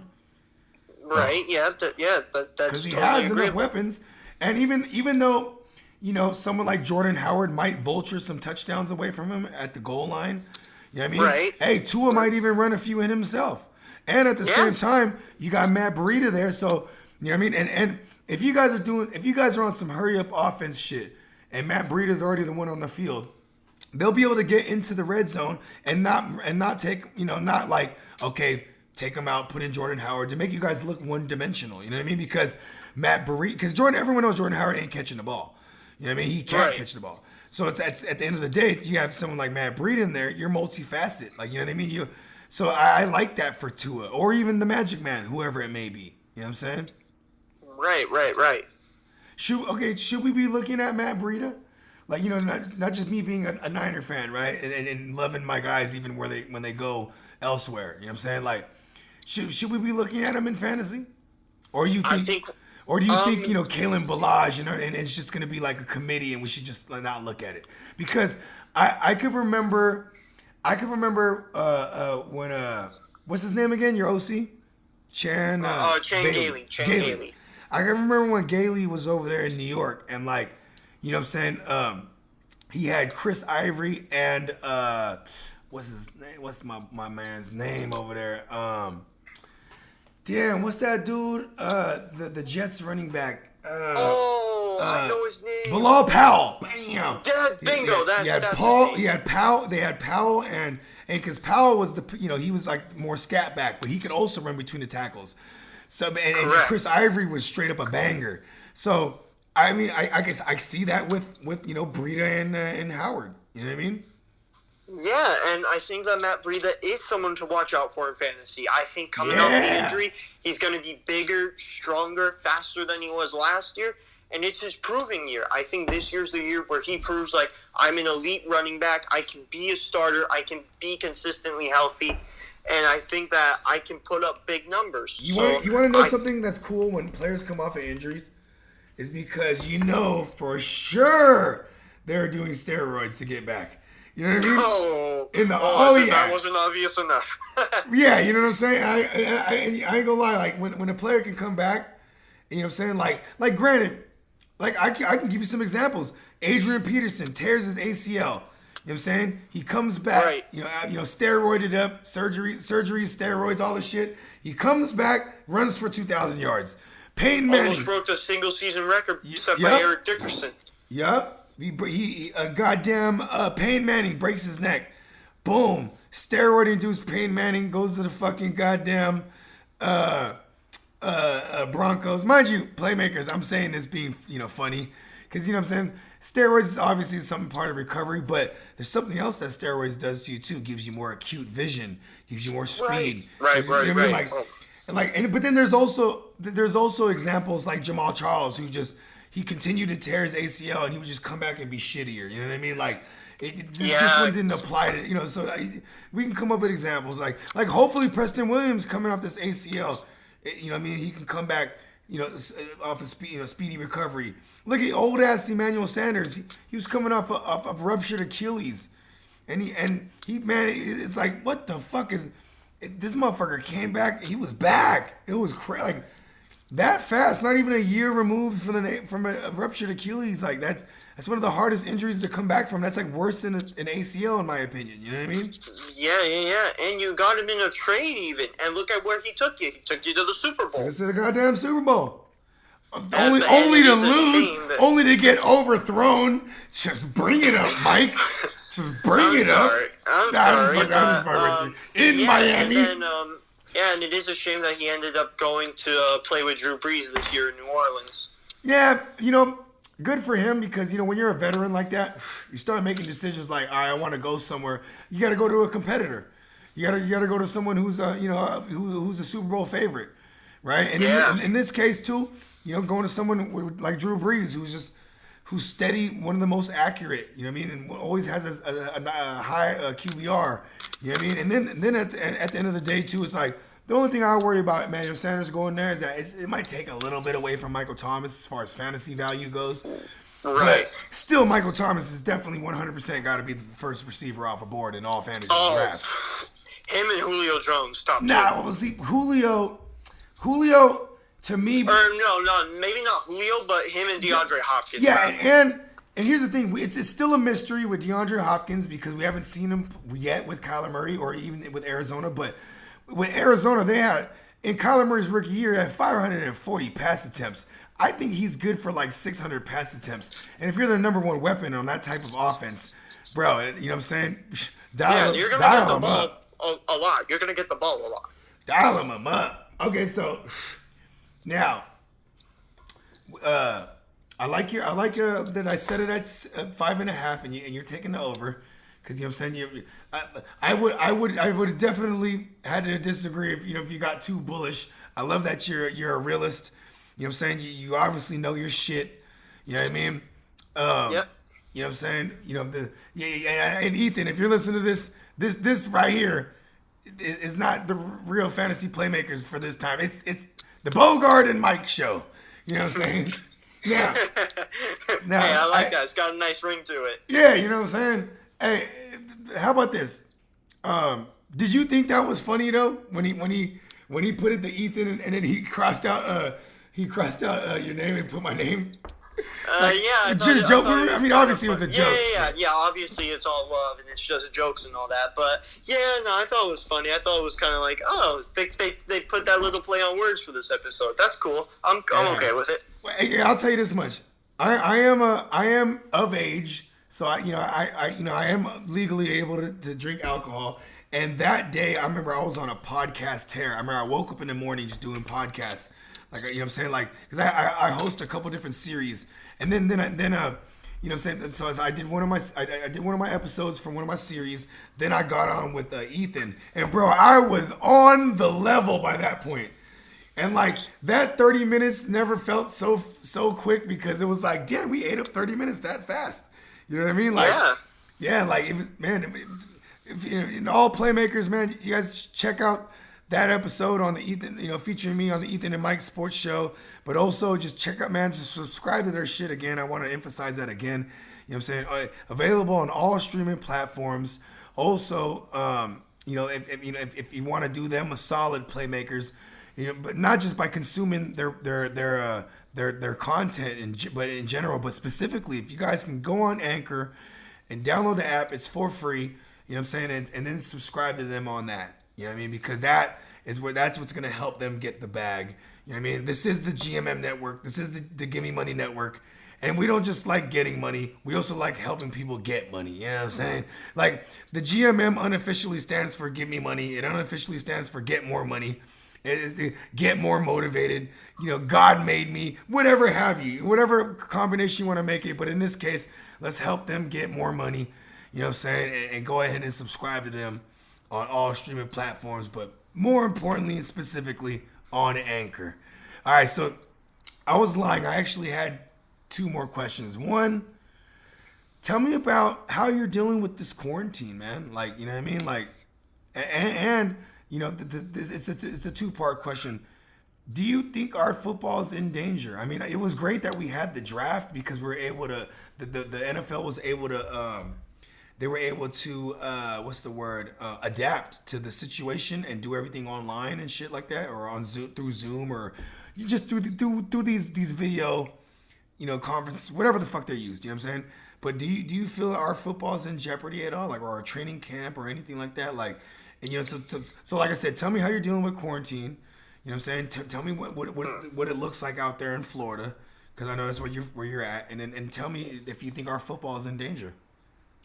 Well, first off, I just want to say thank you again. Appreciate the shout out. I'll be sure to let Ethan know. I'll be sure to let all our listeners over there on Ethan and Mike know. I'll be sure to tell them, hey, go check out the GMM network with Bogard, Scott Free. He's a really cool guy, and he produces some great content. He's got a whole bunch of different shows, so go check him out.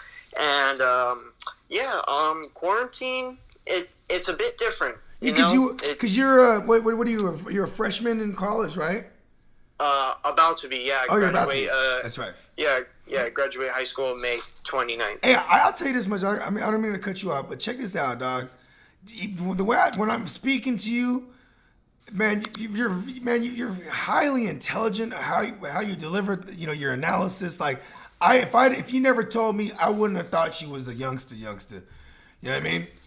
Hey, wow, that means a lot coming from you, man. I appreciate and I'm not trying to preface how much that means to me. I'm not trying to preface it by saying, youngsters are dumb. I'm just saying they they haven't lived, you know, like matter of fact, motherfuckers might think I'm hella young because I'm saying some ignorant shit, like, you know what I mean?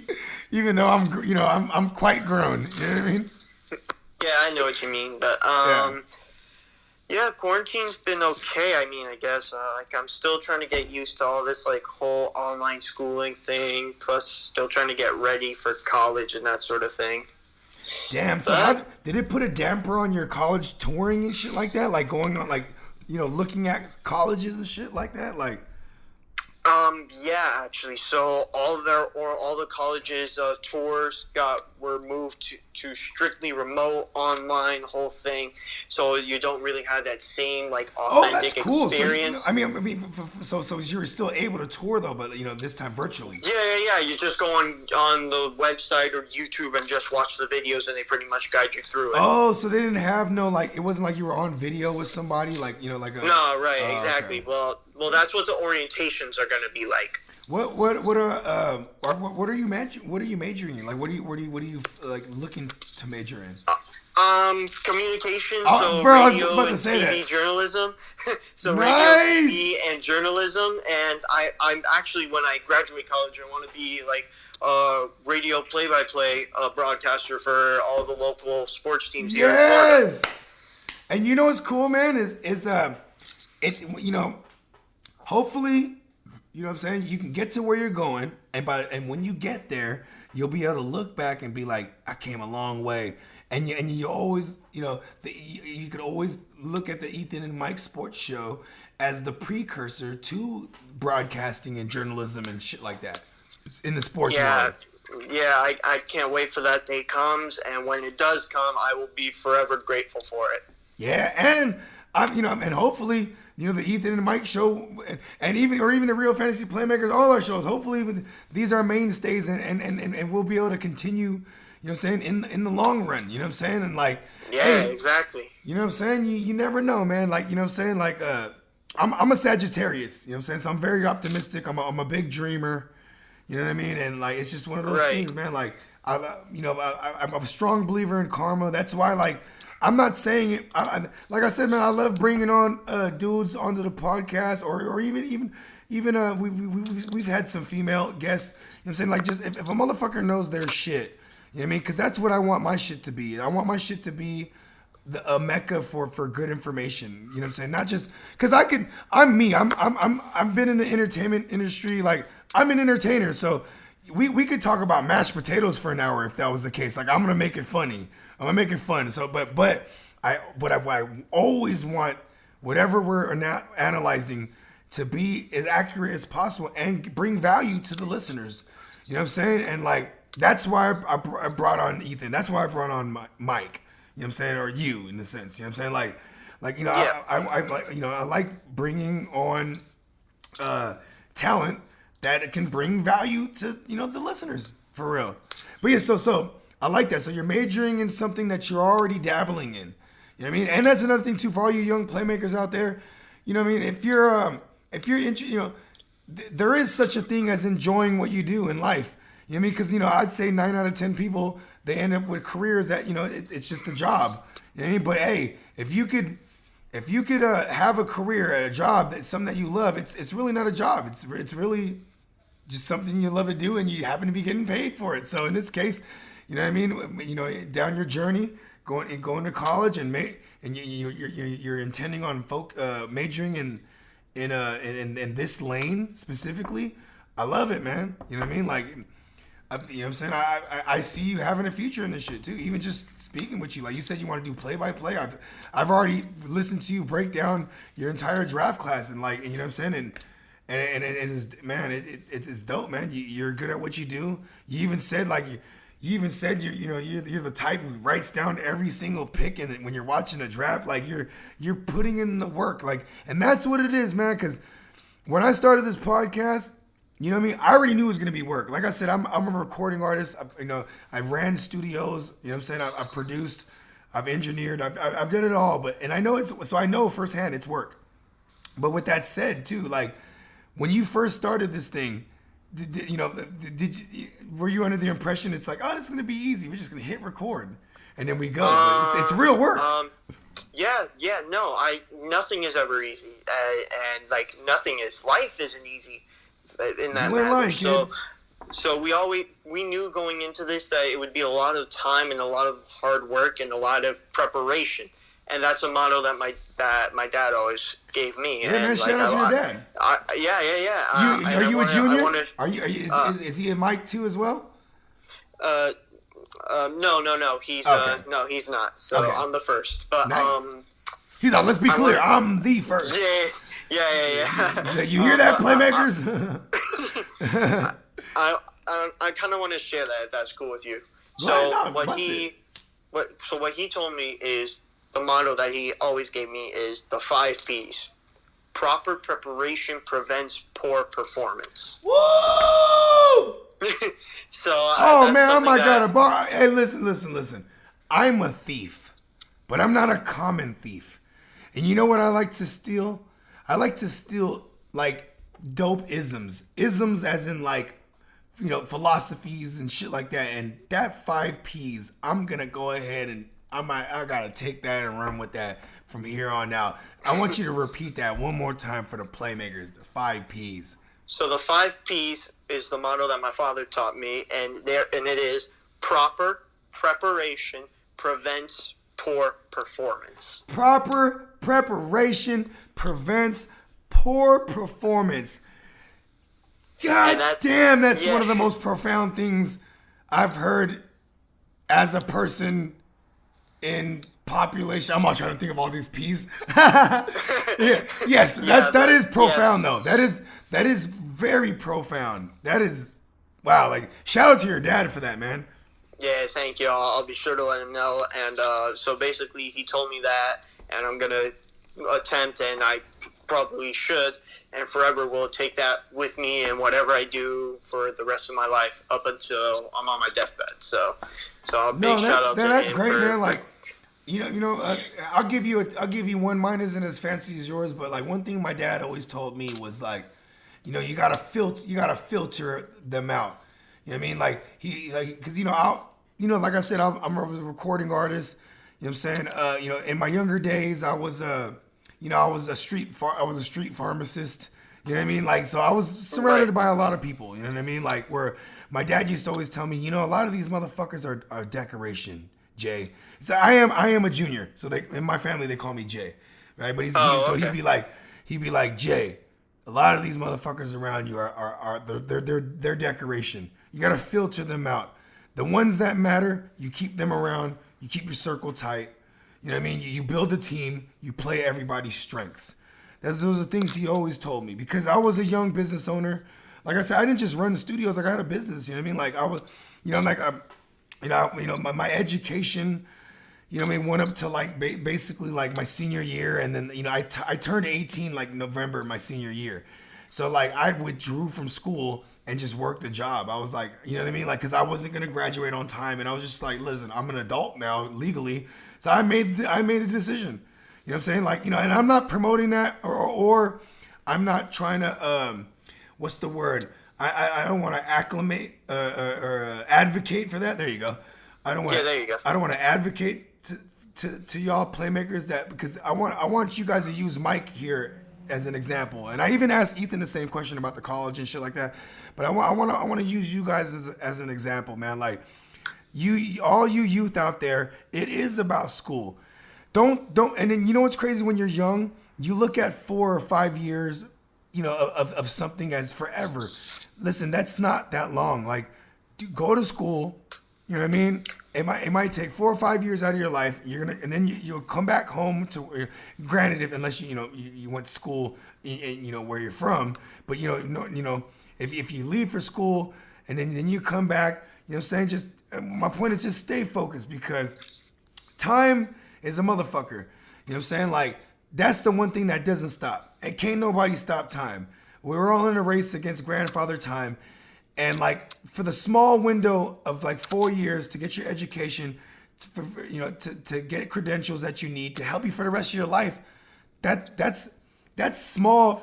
That's small, a little speed bump in that sense, in the larger scheme of things, in the big picture. You know what I mean? So I commend you. You know what I'm saying, you know what I mean, for the journey you're about to embark on, going to college. You know what I mean? I just, you know what I mean? And I hope, you know what I mean, one day you'll be able to remember that, this conversation that we had and be like, man, you know what I'm saying? Because that college is gonna fly by really fast. You know what I mean? Yeah, and you'll yeah. be, you'll As still be a as excited as I am for it to actually be here, like in the now. It's gonna be sad when it's over because it's gonna be like, wow, I came, I saw, I conquered, and now what? Love that. Had to pull a Julius Caesar reference out of there. I had this bar in one of my songs. I said, Bogard, scot free. What did I say? I said, Bogard, scot free. A goddamn animal. Came and saw, conquer shit. Then we get back on the road. You know what I'm saying? Like, Ooh. yeah, it's just one of those. You know what I'm saying? I think that's why when you drop that Caesar bar right there, I was like, oh yeah, that's one of those ones. You feel me? Yeah. Yeah, funny story. Speaking of songs, I actually have one in the works right now. So nice. I think Ethan actually mentioned it to me. Yeah, that's actually going to be the first one. So Bro, I'm not sure whether or not that's going to come out soon. I think we might have a collaboration in our near future too on some other shit. You never know, man. Yeah, you never know. But when that one, if it does drop, maybe in the next coming months, I don't know. I'll be sure to try and maybe drop a couple more, maybe put it in the works into an album, maybe. Hey, you know what, man? When you do have an iPhone, I'm gonna send you some of my album that's coming out, man. Like, you know what I'm saying? I'll go ahead and send you some exclusives. You know what I mean? Because I'm dropping my shit in the summer. I was gonna it would have been dropped already. But due to this whole Corona shit, like, you know what I'm saying, our main studio. See, now we just actually opened our studio back up, but. Oh, okay, good for you guys. Yeah, but I have a studio at the house too. But still, I like going outside the house, to the studio is like a sanctuary. You know what I mean? It's like a place where I can go and vibe out, and I like I like working with people. I mean, I could do things by myself, that's fine. But I love working with, I love being around my peers. To get the energy, but then also it's because of that, you know what I mean? There's still a couple songs I need to get mixed and mastered, and it just, it kind of got put on pause. And I'm like, you know what, dude, this is just how the universe works. It just, to me, that means that, okay, it wasn't supposed to come out yet. You know what I mean? That's how I look at it. I'm not you know what I mean? Or for example, we were supposed to start this joint, an hour prior than we did. Right, but then but the time that the universe set for us to actually do this episode, that was destined. You know what I mean? That was, I like to believe in that we could control our own destiny, and then I also believe in sometimes things are just written in stone for us. You know what I mean? Mm-hmm. I'm like I said, I'm optimistic. I like to be able to look at things from all different kind of angles, and then I also love to bring on different perspectives like yourself. This is why I do this, and I really enjoy doing this podcast, bro, because you know what I'm saying, in quarantine it keeps me sane, because I think I might have even scheduled Ethan 2 weeks prior before they shut everything down. So it was kind of crazy, because it was granted, we would have conducted the interview the same way, you know what I mean, because you're not in the same state he's not in the same state as me, but then at the same time it was you know what I mean, it's kind of just how the world is going to be for a while. You know what I mean? Well, the best we can do is just wait it out, stay home, and just keep ourselves and each other safe, and we'll be out of this sooner than we know it. Yeah. So I asked Ethan the same question that I'm gonna ask you. So, because we're still on the quarantine subject. So how hard was it to not go out to spring break parties? Because you guys are from spring break capital of the world. You know what I mean? At least one of them. You know what I mean? Florida is one of the state of Florida is one of the, one of the spring break capitals of the world. And how hard was it to not go out with all that scattered ass and titties is out and all this shit? Wow, it's a deep question, man. It's hard. It was hard, and it still is hard. knowing that I haven't been able to like physically see my friends or talk to them or just get the opportunity just to hang out with them, because that's how we grow ourselves. That's how we grow in each other. That's how we develop our friendships and just keep that bond growing. And it's not the same being over technology when you're just staring at a screen.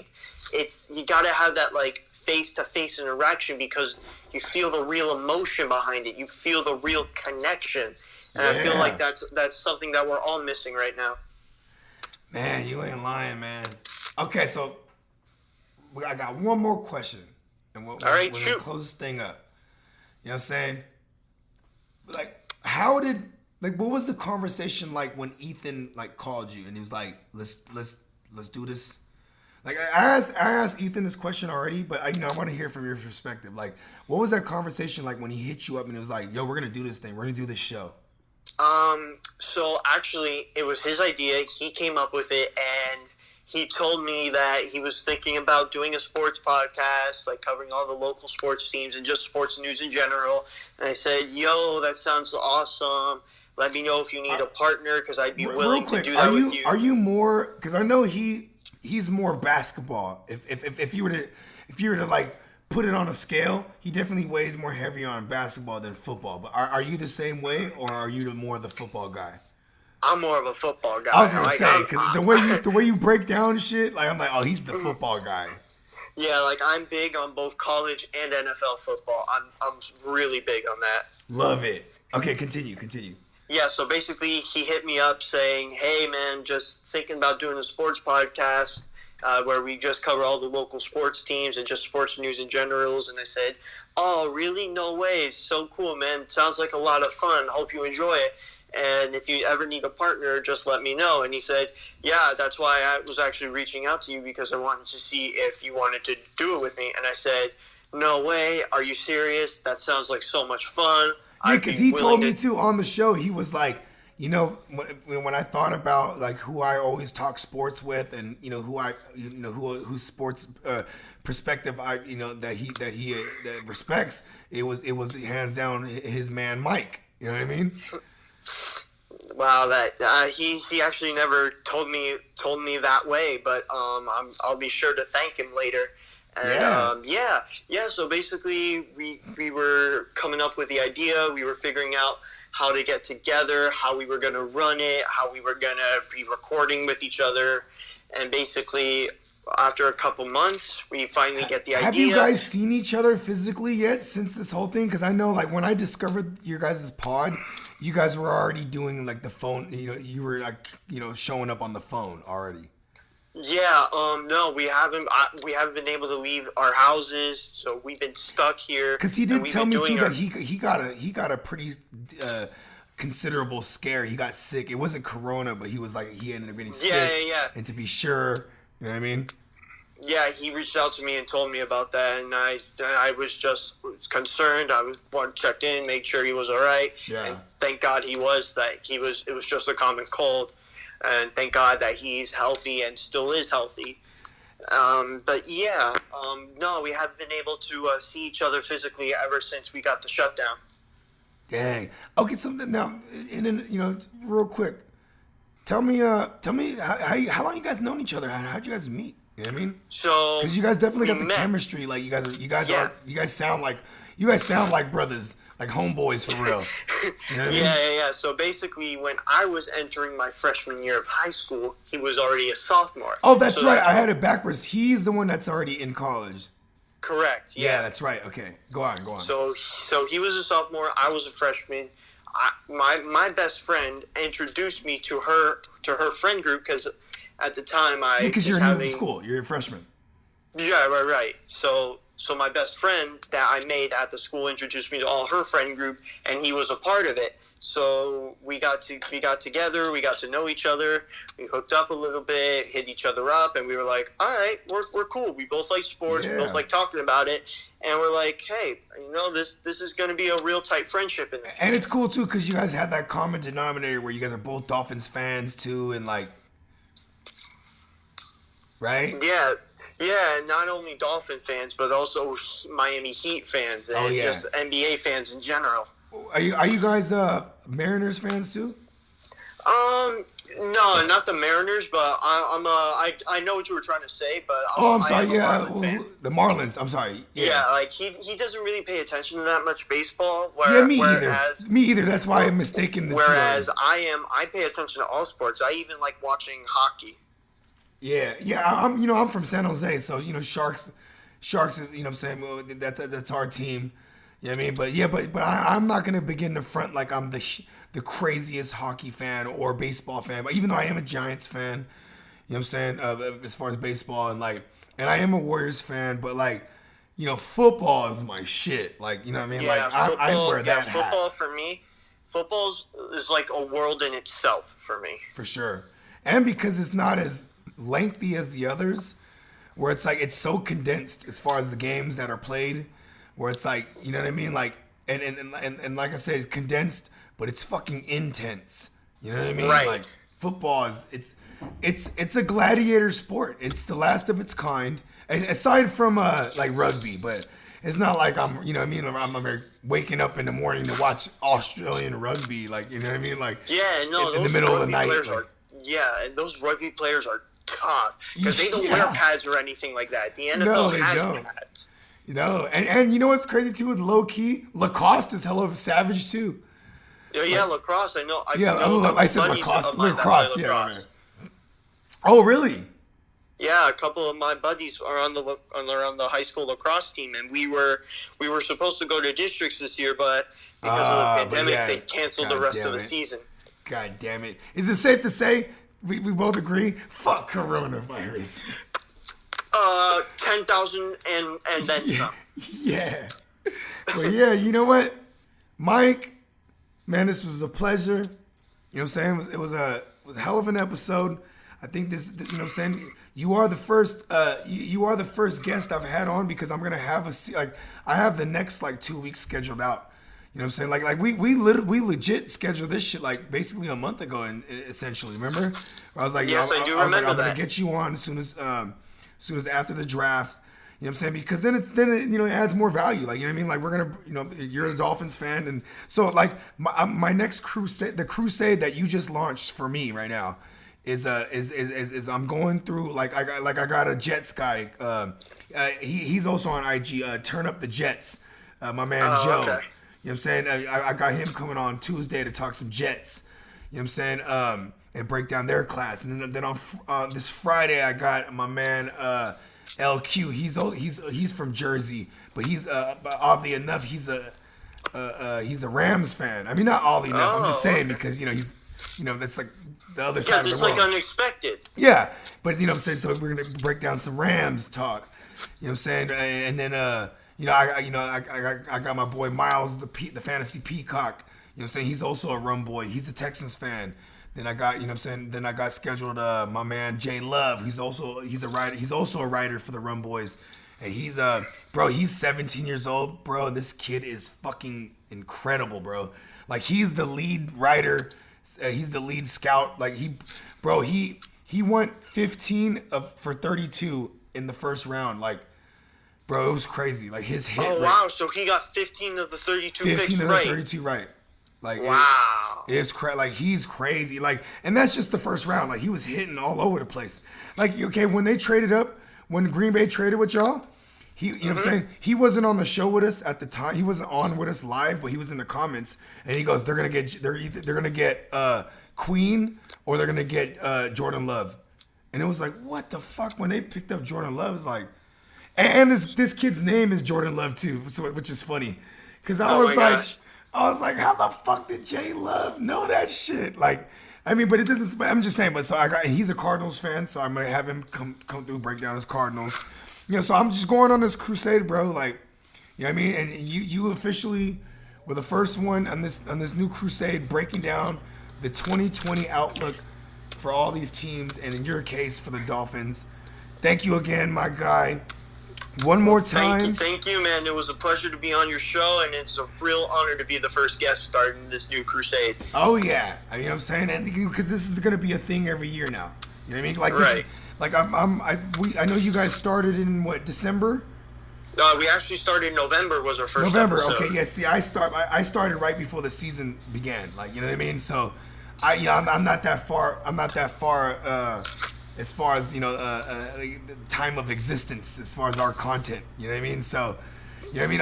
I'm glad that we're I got you on. We're able to build a nice foundation because that like I said, going back to how your dad told you about the 5 P's, which was I'll go run that one more again.